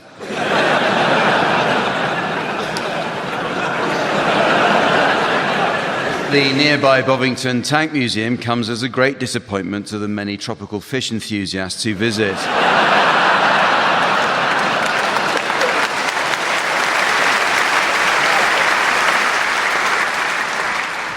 The Special Boat Service, or SBS, was founded in Poole at the Royal Marines Base in 1940 by a commando officer, Captain Roger Courtney. After the war, Courtney took up writing about SBS combat techniques, including the definitive book on the art of camouflage. You won't find it in the shops.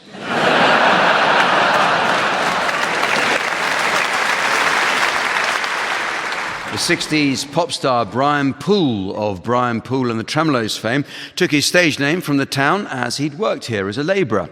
In fact, he also worked along the coast in Boscombe, so his band could just as easily have been called Brian Dump and the Tremeloes.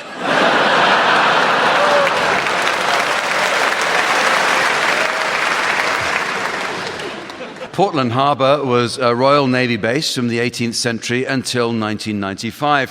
When Admiral Nelson took a house there in 1803, he found his grounds were infested by rabbits. On the Isle of Portland, it's believed to be unlucky to use the word rabbit, so improvised names are used, such as underground mutton or long-eared things. Nelson hired a team of groundsmen to solve the infestation problem while he went off to sea.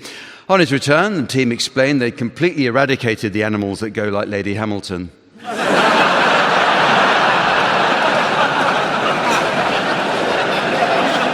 But Portland rabbits aren't alone in having their names rarely mentioned in public. Let's meet the teams. On my left, Barry Cryer and Tony Hawks. And on my right, Tim Brooke-Taylor and local lad made good, John Finnemore. And taking his place on the scoring desk next to me, please welcome the rippling and very well-oiled Sven.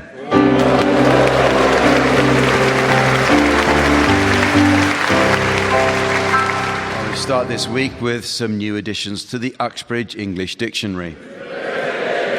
A good dictionary is essential for learning the correct use of similar terms. For example, many people don't know the difference between the words permeable and porous. Well, permeable describes a substance that allows gases or liquids to pass through it, whereas porous is what the audience is thinking right now.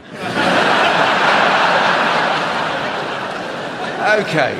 The meanings of words are constantly changing, teams, so your suggestions, please, of any new definitions you may have spotted recently. Barry, you can start. Cock-a-leaky, an incontinent spaniel. Tony. Volcanic, someone who fixes voles. John. Awestruck, a truck for an horse.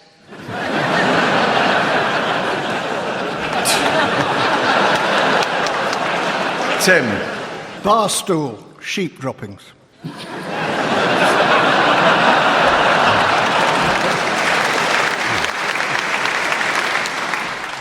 Hysterics. Dorset for that belongs to Derek.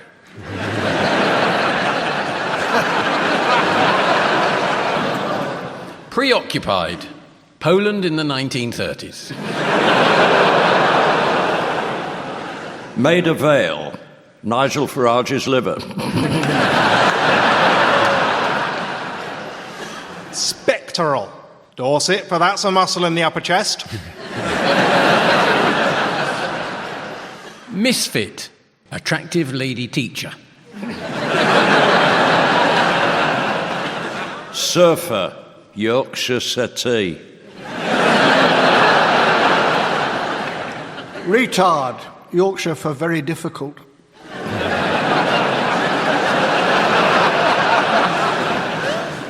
Cobra, shared underwear. Coccyx, the next one after 5 at an orgy.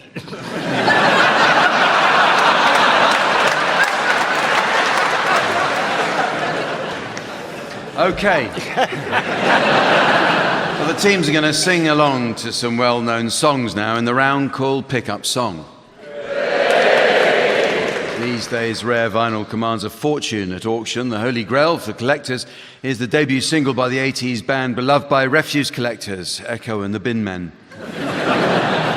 Well, Sven will spin the discs. Each of you sing along with your records, teams, until Sven turns the music down. If on its return you're within a gnat's crotchet of the original, I'll be awarding points. And points mean a frankly torpid exercise in vainglorious self-congratulation. What do points mean? This week's prize is a DVD box set featuring the world's most annoying detective, Magnum PPI.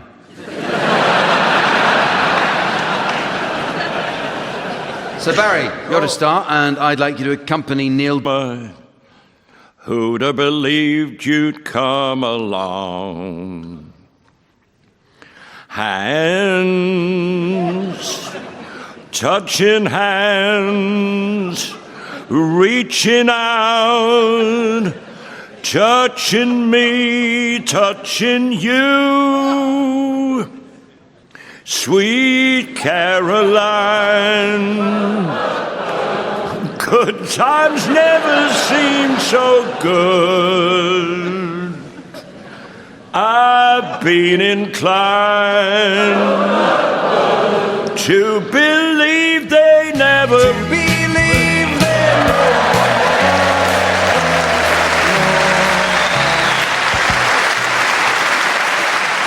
Thank you, Barry.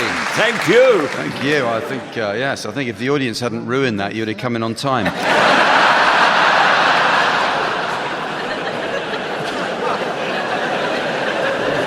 Okay, well, you're next, Tim, and I'd like you to accompany Jessie J singing Price Tag. You ready? Seems like everybody's got a price. I wonder how they sleep at night. When the sale comes first and the truth comes second, just stop for a minute and smile. Why is everybody so serious? Acting so damn mysterious. You got your shades on your eyes and your heels so high that you can't even have a good time. Everybody look to the left. Everybody look to the right. Can you feel that? Yeah, you'll pay with your love tonight. It's not about the money, money, money. We don't need your money, money, money. We just want to make the world dance. Forget about the price tag. It's all about the cha-ching, cha-ching. It ain't about the bling, bling, bling, bling.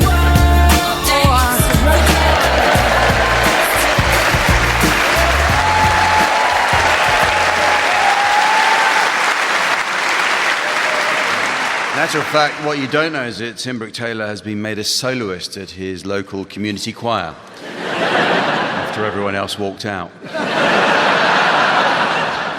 Okay, so now, Tony, I'd like you please to accompany Los Del Rio singing Macarena. I am not trying to seduce you. When they dance, they call me Macarena, and boys don't say, they say that I am buena. They all want me, they can't have me, so they all come and dance beside me. Woot with me, chant with me, and if you're good, I'll take you home with me. Dale a tu cuello, Macarena, Macarena. El cabello prio, la alegría, cosa buena. Dale a tu cuerpo, Macarena, Macarena. Hey, Macarena. Dale a tu cuerpo, alegría, Macarena. Dale a tu cuerpo, dale a tu buena. Dale a tu cuerpo, alegría, paca buena. Hey, Macarena. Now don't you worry about my boyfriend. He's a boy whose name is Vitorino. I don't want him. I can't stand him. He was no good, so I...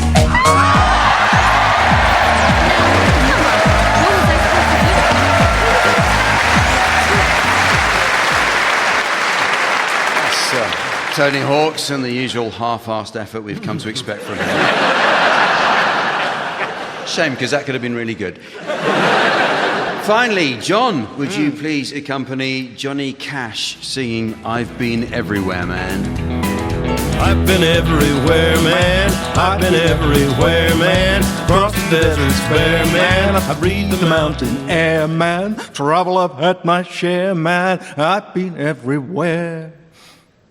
I've been to Ferndown, Moordown, Folkestone, Hamilton, Parkstone, Broadstone, Boscombe, Alderney, Creekmore, Rossmore, Westmoors, Wallistown, Burwood, Bearwood, Ringwood, Littledown, Winson, Kinton, Upton, Branksome Park, Poole Park, Beta Park, Tower Park, not after dark.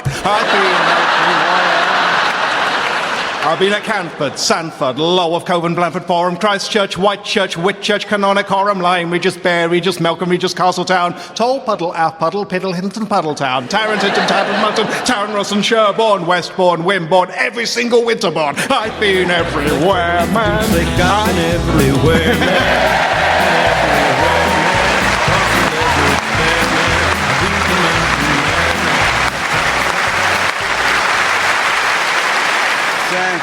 Thank you, John. Well, up next, it's our version of the fine TV panel game Only Connect. As you'd expect, it's all about making connections, the task being to suggest a word which logically follows the previous word. So, Tim, I'd like you to start, please, by making a connection to the word big. Big Ben. Ben Elton. Elton John. John Wayne. Wayne Sleep. Sleep tight. Tight arse. Arse. Boris? Johnson. Johnson, wax. Wax polish. Polish builder? Is that allowable? Polish? What did you say, Tim? I said, is that allowable? Polish or Polish? No. Earlier, did you say Ben? Yes, Big Ben. Oh, Big Ben is correct. Well done. On to the next round.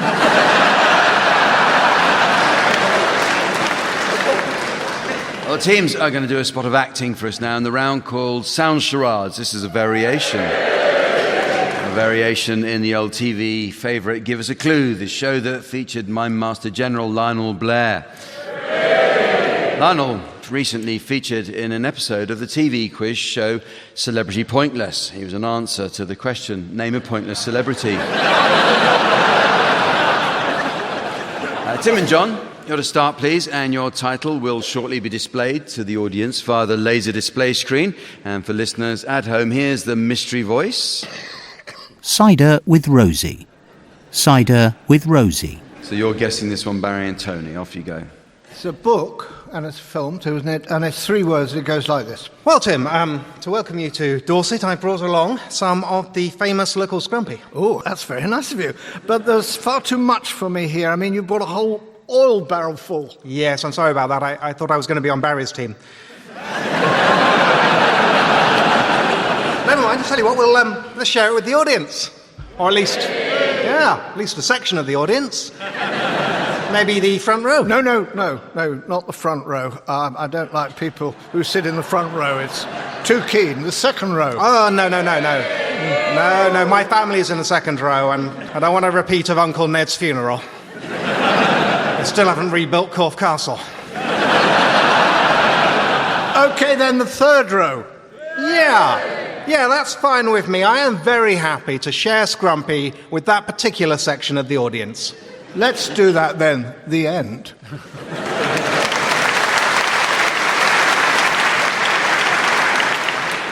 Third and 3. Yeah. Yeah, those words are vaguely relevant, aren't Scrumpy, another name for cider. So cider, we've got to get cider in there somewhere. 3. Cider. Cider, Rosie. Cider with Rosie. Yeah. Cider with Rosie, yeah.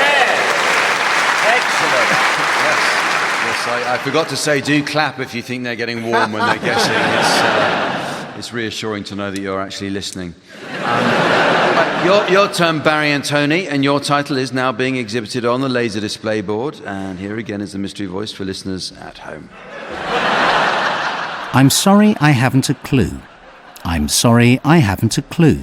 Right, this is a radio programme, and it's 6 words. Goes like this. Oh, look at this. A summary of Theresa May's views on Brexit.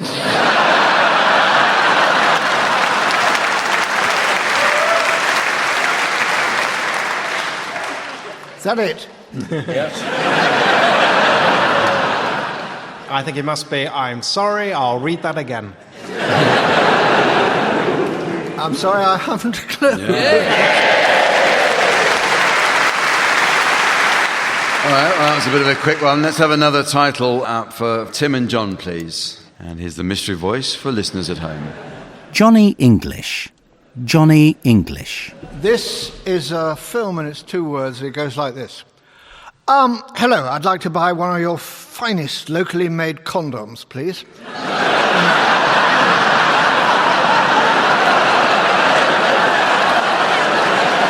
Any recommendations? Absolutely, yes. I must say, I'm glad to see you in our bespoke condom shop. We don't get all of that much traffic. And sir, cannot really go wrong with an Abbotsbury anorak. An Abbotsbury anorak? Yes, sir. Yes, everyone is hand-stitched by Dorset monks to a traditional design. And you're certain it's not imported from abroad? I'm absolutely certain that it is from this country, sir. Well, in that case, thank you very much. I'll take it. Goodbye. Goodbye. Very Dorset, isn't it? English? Is that what we need? Yes. Two words of film. Johnny English. Very good. All right. Final title, please, for Barry and Tony. And here once more is the mystery voice for listeners at home. Incredibles 2. Incredibles 2. This is a film, and it's 2 words. Well, hi there, mister. Oh, hello. You'll have had your tea. Well, that's kind of the problem. I'm starving. Oh, dear. Clint Pennybacker here at your service, all the way from Dayton, Ohio. I believe you have something in the oven. No, it's just the way my kilt's hanging. I believe I can smell stew. Oh, that. Oh, it's just a few hunks of prime Aberdeen Angus, tatties and neeps, and a rich, savoury gravy.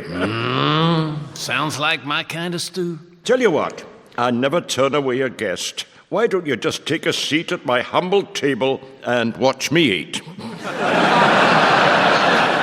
Seems to me there's enough for 2.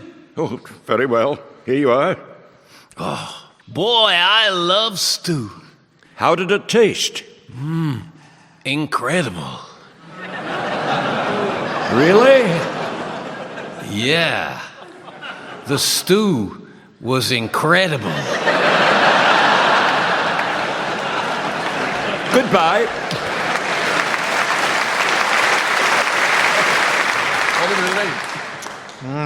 So some sort of meaty, delicious, fantastic Mr. Fox. 2 words. Oh, in that case it must be incredible stew.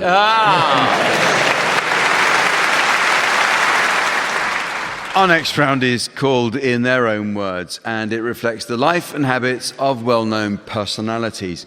You'd imagine the lifestyle of celebrities would be all about parties and premieres, and our panellists imagine that too. Okay, I have here the words of the Russian President Vladimir Putin, from which certain sections have been removed, and I'd like the teams to try to fill in the missing bits. This is when he's talking about growing up, Vladimir Putin. I was brought up in a very ordinary family. We lived simply. Cabbage soup, cutlets, pancakes. But on Sundays and holidays, my mother would call us by our real names.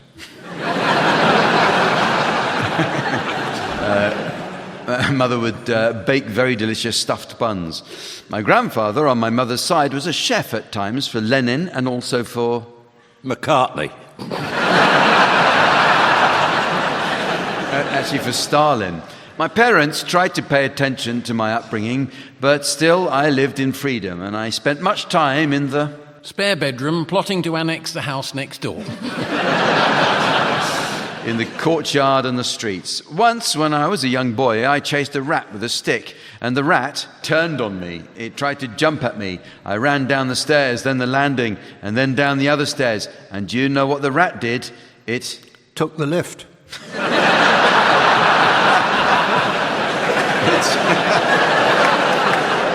It jumped from one set of stairs to the other from above.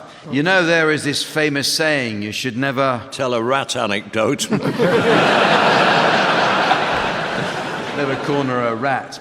When I was a pupil at school, I went to the KGB office in Leningrad by myself. I didn't want to be a spy. I wanted to be a lumberjack.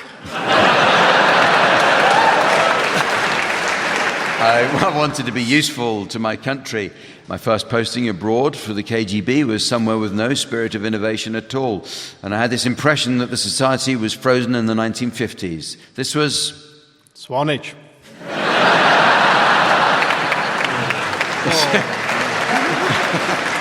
This was East Germany, the Republic. This is him talking about world politics. Unlike many partners of ours, we have a policy of not interfering within the domestic affairs of other countries. That is one of the principles we stick up our arse.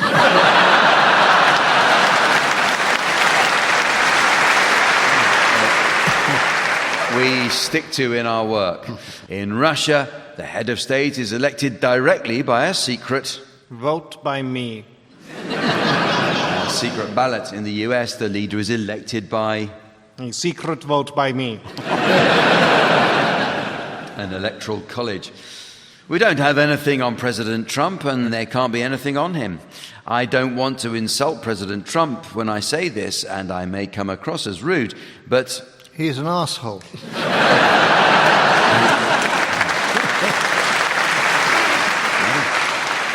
But before he announced that he would run for presidency, he was of no interest for us. This is talking about after the Russian spies suspected of the Salisbury poisonings are revealed. We, of course, checked who these people are. We know who they are. We found them. There's nothing special and criminal about it, I assure you. They are... members of the Moscow Church Spire Clock and Doorknob Appreciation Society.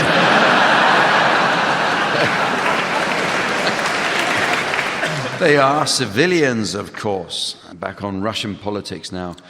We have a ban on propaganda of homosexuality, but we have good relations with the homosexual community. When they achieve great success, they are honoured. For example, Elton John is a distinguished musician, and millions of our people sincerely love him, regardless of his... songs. sexual orientation. If you want my personal attitude, I would tell you that I don't care about a person's sexual orientation. I'm not prejudiced in any way. I myself know some people who are gay. We are on... Grindr.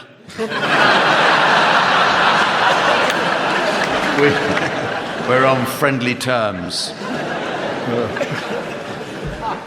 For my entire life, I have been practicing the Asian... Foxtrot. Asian martial arts.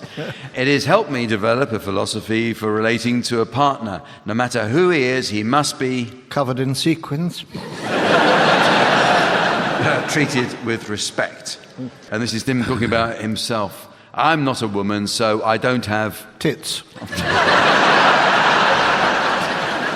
I don't have bad days. Don't get cross at me. I'm just a messenger. I'm not trying to insult anyone. That's just... bollocks. That's just nature. I love the Russian classics very much. I am very fond of Tolstoy and Chekhov, and I also enjoy reading Gogol very much. But I also read... The Marvellous Books of Tony Hawk, still available on Amazon.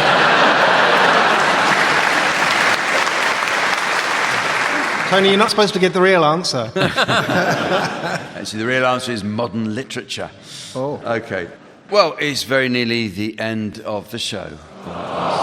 It's just time to fit in a quick round of Disco Lovers Film Club. Sven tells us he's just joined a group of like-minded fellas and formed a Village People tribute act. He says he didn't think he'd pull off the construction worker, so instead he put on a cowboy hat and eased himself into a pair of chaps.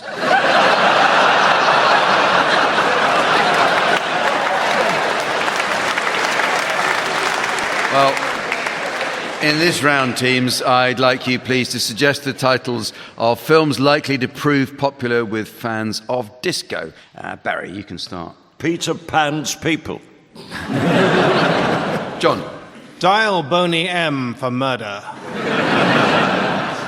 Tim. How deep is your love in the time of cholera? Tony.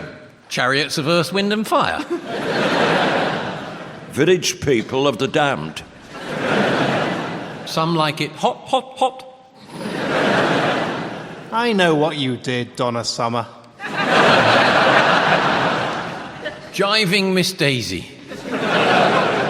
Inglorious Gaynor. It's Raining a Few Good Men. The Count of Monte Disco. Star Trek and the Wrath of Chaka Khan. And so, ladies and gentlemen, as the southwestern train of time is delayed by the points failure of predictability and the pissed-off Poole-based passenger of perpetuity becomes trapped in the out-of-order train toilet of eternity, I notice it's the end of the show. So from the teams, Sven, myself, and our audience here in Poole, it's goodbye. Goodbye! Barry Cryer, Tim Brooke-Taylor, John Finnemore and Tony Hawks were being given silly things to do by Jack D, with Colin Sell setting some of them to music. The programme consultants were Ian Patterson and Fraser Steele. and the producer was John Naismith.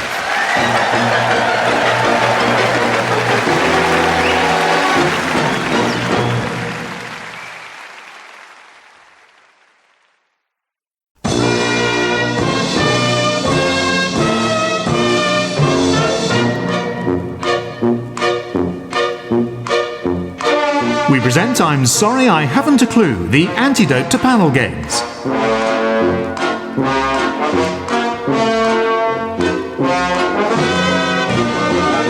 At the piano is Colin Sell, and your chairman is Jack D.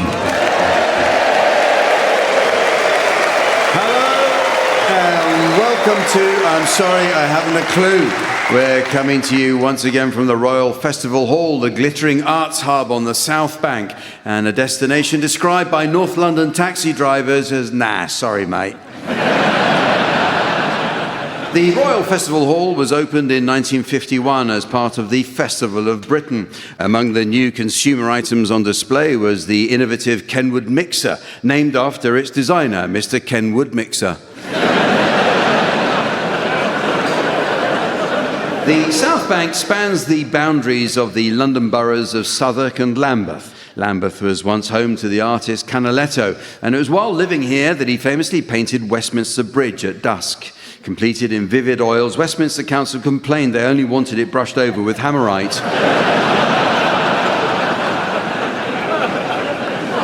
We couldn't visit Lambeth without a mention of long-term resident, the late Wally Smith. Not well known among the general public, Wally was the legendary BBC radio studio engineer on many favourite shows from the 50s onwards. Still working in his 80s, in 2023, Wally passed away peacefully in his sleep, recording an edition of In Our Time.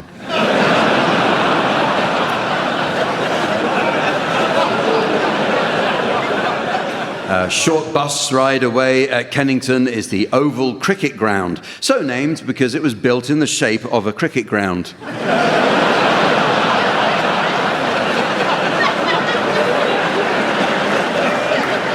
In the 1990s, nearby Neal's Yard Dairy began selling its famous small-batch artisan cheeses. Artisan is derived from artigiano, the Italian word for 16 quid cheddar.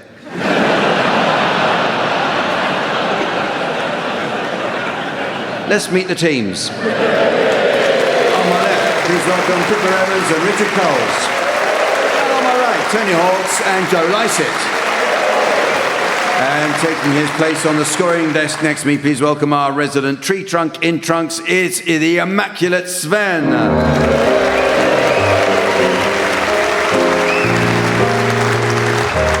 Well, we start this week with some new additions to the Uxbridge English Dictionary.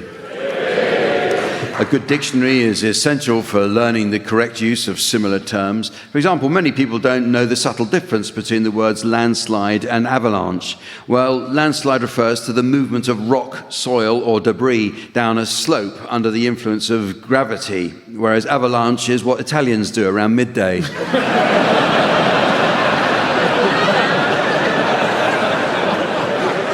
Don't look at me like that. Avalanche, Avalanche. But the meanings of words are constantly changing, teams, so your suggestions, please, of any new definitions you may have spotted recently. Pippa, you can start. Baby sham, pretending to be pregnant. Richard. Transact, RuPaul. Tony. Eyebrow, what Cockneys call opera. Joe. Mania. April is almost over.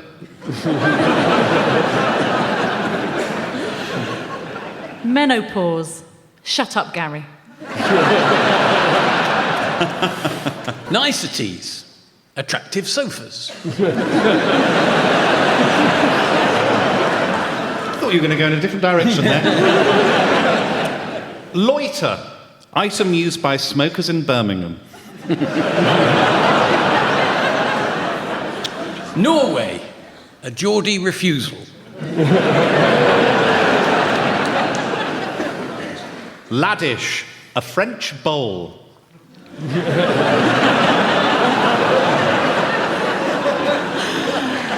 Hatchet. Couldn't find the toilet. Justin Bieber, exclusive to Kensington Boutique.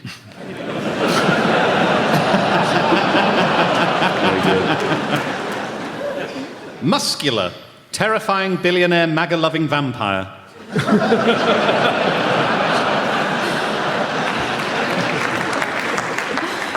Suppository, Conservative MP who's up his own arse. Okay, the teams are going to sing along to some well-known songs now in the round called Pick-Up Song. These days, rare vinyl fetches a fortune at auction. The holy grail for collectors is Amy Winehouse's anti-Saudi Arabia protest single. They tried to make me go to Riyadh, but I said no, no, no.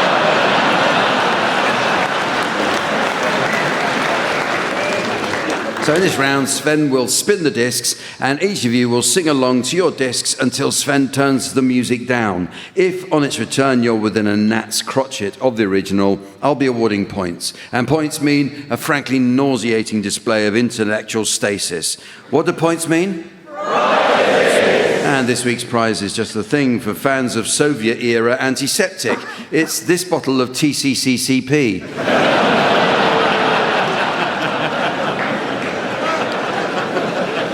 So, Richard Coles, I'd like you to start, and I'd like you to accompany Elton John in tribute to the fact that its first live performance was in this very room in 1972. I'd like you to accompany Elton John.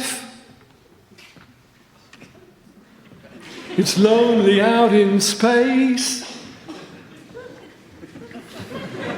on such a timeless flight.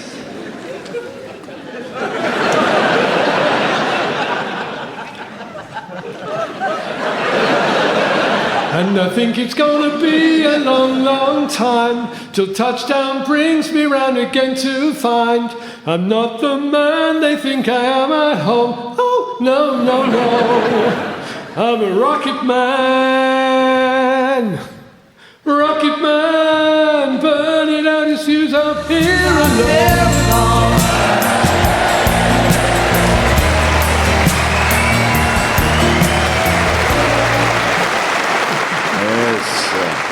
There's Richard, he's still got it, hasn't he? Okay, you're next, Joe Lycett. I'd like you to accompany Morrissey and the Smiths, singing Heaven Knows I'm Miserable Now. I was happy in the haze of a drunken hour, but heaven knows I'm miserable now. I was looking for a job and then I found a job. Heaven knows I'm miserable now in my life. Why do I give valuable time to people who don't care if I live or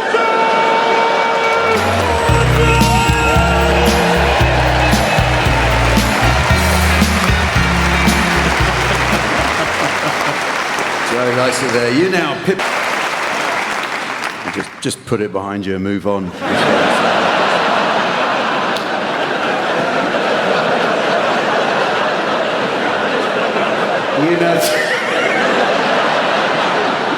You now, Tony Hawks. I'd like you to sing, and it's going to be the Communards hit "Never Can Say Goodbye."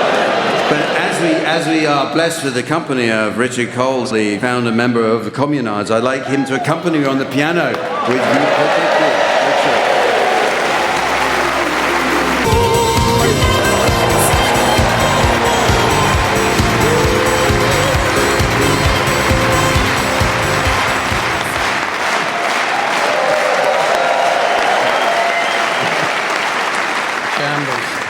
Thank you, Richard. It's not easy to play that with Colin mooning you from the wings.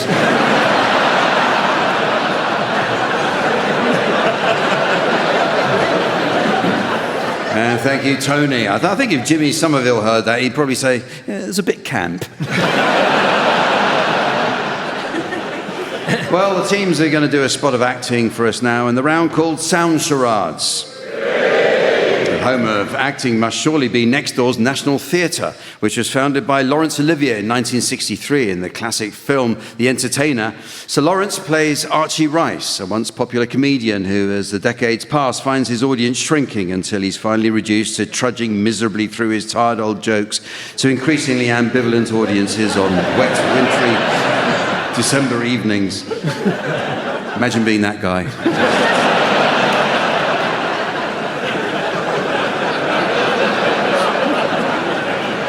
In our version of charades, team members are permitted the use of their voices. So, Pippa and Richard, you're to start, please, and your title will shortly be displayed to the audience via the laser display board. And here's the mystery voice for listeners at home. Tipping point.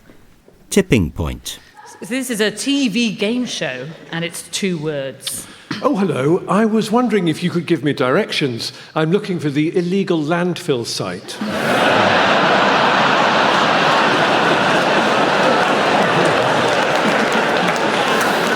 Oh, yes, no problem. I can indicate the location of it right now using my outstretched finger. Tipping point. Yes! What a show! Okay, your turn, Tony and Joe. Your title is now being exhibited on the laser display board. And here again is the mystery voice for listeners at home. News at 10. News at 10. Okay, this is a TV program as well. 3 words. Sad news. Apparently our Chinese correspondent, Zat10, has passed away. We'll need a replacement.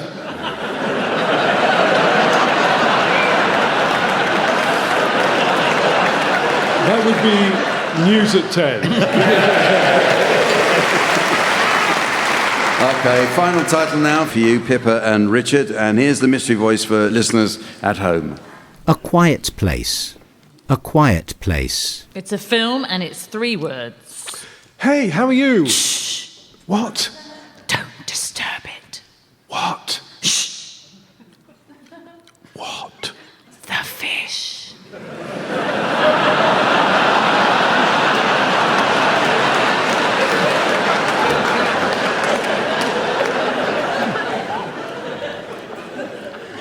Which fish? Shh. Which fish? The flat one over there. What's a flat fish? Like Skate? Skate. Skate? Mm-hmm. Cod? Is it Dab? Is dab flat? Keep going through flat fish. Haddock? Quiet. We've got to be a quiet haddock.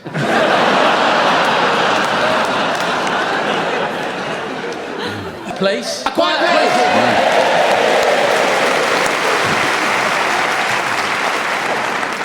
Well, it's now time to play the game called Mornington Crescent.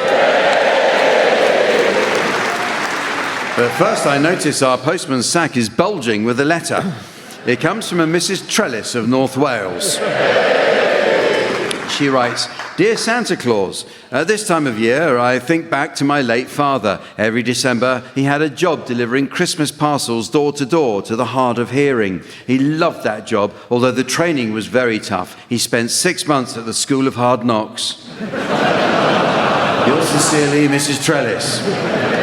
So on with the game, and since we find ourselves on the site of the Festival of Britain and its celebration of technological advance, this version of the game will be played with the assistance of AI. So each player has access to the AI assistant chatbot, who will guide them through what promises to be a classic round of the great game. So, players, are you ready? Yep. Yeah. Already. AI assistant, are you ready? As ready as I'll ever be. Yeah. Bit of a cliche, but never mind. Here we go. Over to you, Tony Hawks. Tony Hawks is an American skateboarder born May 12,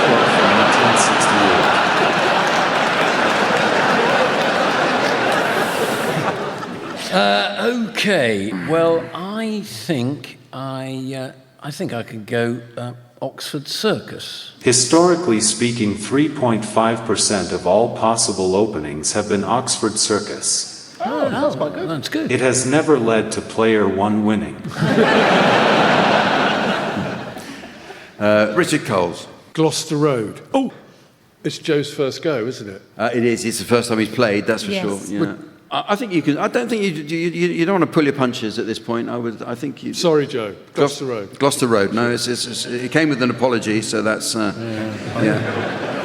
Over to you, Joe Lycett. Joe Lycett is a British comedian. He was born July 5th, 1988, and comes from Birmingham.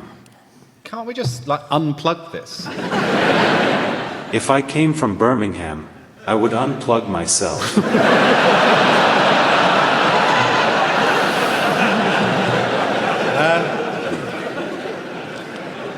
Queen's Road, Peckham. Queen's Road, Peckham. Oh, well, overground. I would go then down to Green Park. Excellent move, Pippa. Thank you. I need to get a bit of help here, so I'll ask for advice. Select Cockfosters. Okay, Cockfosters. You are a good slave.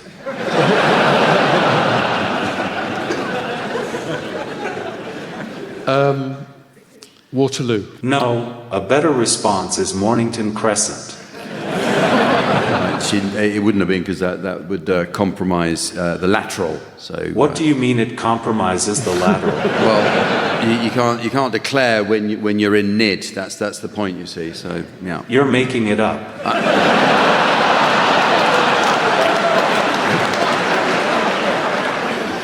So, first time playing, is London City Airport acceptable? Acceptable. Good. London City Airport. London City Airport it is. Let's, if Nib is in play, then I'm going to go to Leicester Square. If you go there, the next player can go to Mornington Crescent. No, they actually can't. They can't go to Mornington. Why can't they? Because, we had a player who was in NID, and now they're not in NID. Also, Pippa's opening challenge was Green Park. So that's really basically what about vectoring the parallels? No, you can't vector the parallels. I mean, if you paid any attention to Stovid's revision of 1972, not least of which the Bucharest Convention, then you'd have known that anyway. I'm surprised you didn't know that. But that would involve opening the North Transit algorithm. All right, well then let's open it. I'm afraid I can't do that, Dave. Yeah, it's Jack, actually. I'm afraid I can't do that, Jack. Seven Sisters. Seven Sisters. Are we still in it? We're still at the Royal Festival Hall, actually. Well, once is common. I can't believe it. Yeah. Mornington Crescent. It is.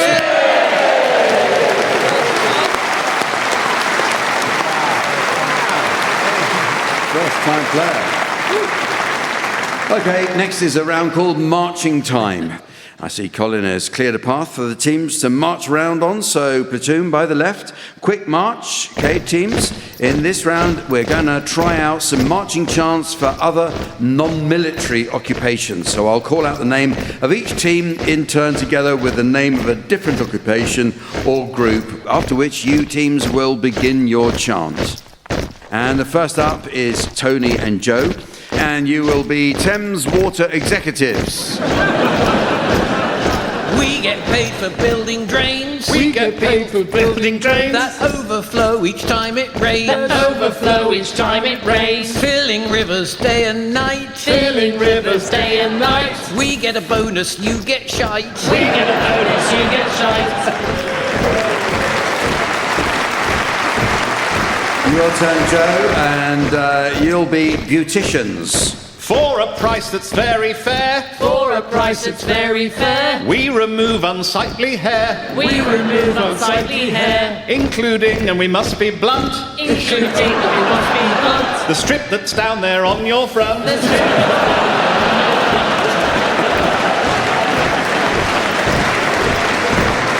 You now, Richard, and you are the BBC board. Don't give Donald legal grounds. Don't give Donald legal grounds. To sue us for £3 billion. To sue us for £3 billion. Let's be clear so there's no mystery. Let's be clear so there's no mystery. He's definitely not the most openly corrupt president in American history. He's definitely not the most openly corrupt president in American history. Pippa, you'll be the only woman on the panel. Oh, yeah. It's lonely, the only woman on the panel. It's lonely, the only woman on the panel. Testosterone I have to channel. Testosterone I have to channel. But if I want to make them blush. But if I want to make them blush. I just mention my uterus. I just mention my uterus. And you now, Tony, and you are Church of England clergy. We're of service to our nation. We're of service to our nation. Always there for our congregation. Always there for our congregation. Unless you're those unlucky souls. Unless you're those unlucky souls. Whose reverend's name is Richard Cole.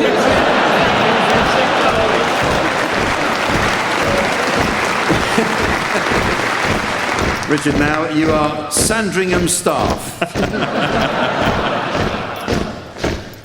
Don't forget the switch today. Don't forget the switch today. Butler, maid, cook and valet. Butler, maid, cook and valet. HRH is now just Mr. HRH is now just Mr. Don't let him anywhere near your sister.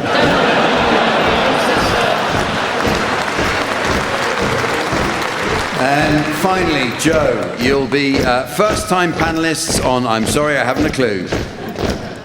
Clue has been a dream for me. Clue has been a dream for me. Meeting Colin and Jack D. Meeting Colin and Jack D. Everyone's been very pleasant. Everyone's been very pleasant. But I still don't get Mornington present.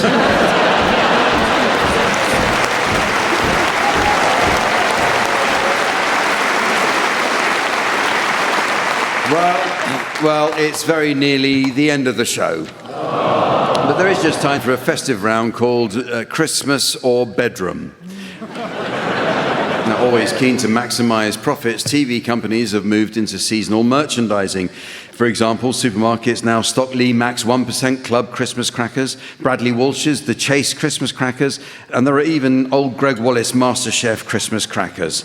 The Greg Wallace Christmas crackers are unique as they pull themselves.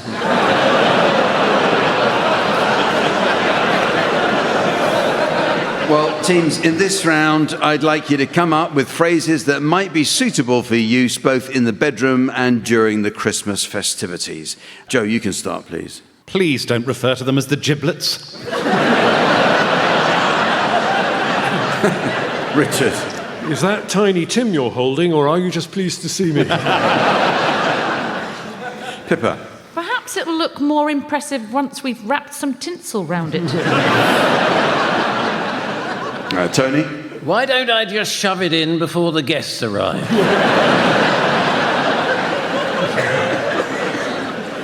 It's not the same since Nan died.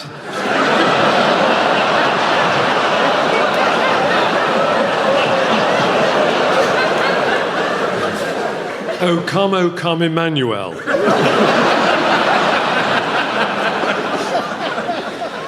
Feels like there's still a tangerine down there.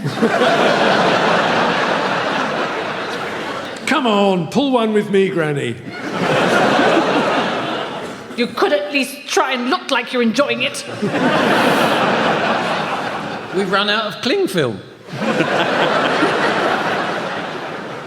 That's not how Delia does it.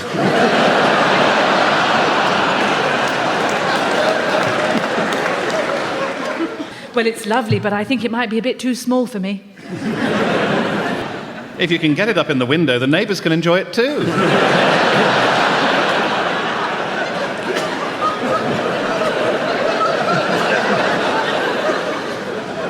Make sure the juices are running clear.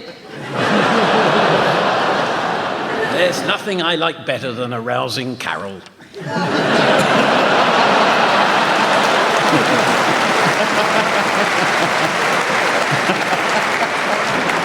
And so, ladies and gentlemen, as the baleful bang of brevity issues forth from the cruddy Christmas cracker of calamity, and the mini screwdrivers of destiny are lobbed into the pedal bin of posterity, I notice it's the end of the show. So, from the teams, Sven, and our audience here at the Royal Festival Hall, it's goodbye. Goodbye. Tony Hawks, Pippa Evans, Richard Coles and Joe Lycett will be given Silly Things to Do by Jack D, with Colin Sell setting some of them to music. The programme was devised by Graham Garden, the script consultants were Fraser Steele and Stephen Dick, and the producer was John Naismith.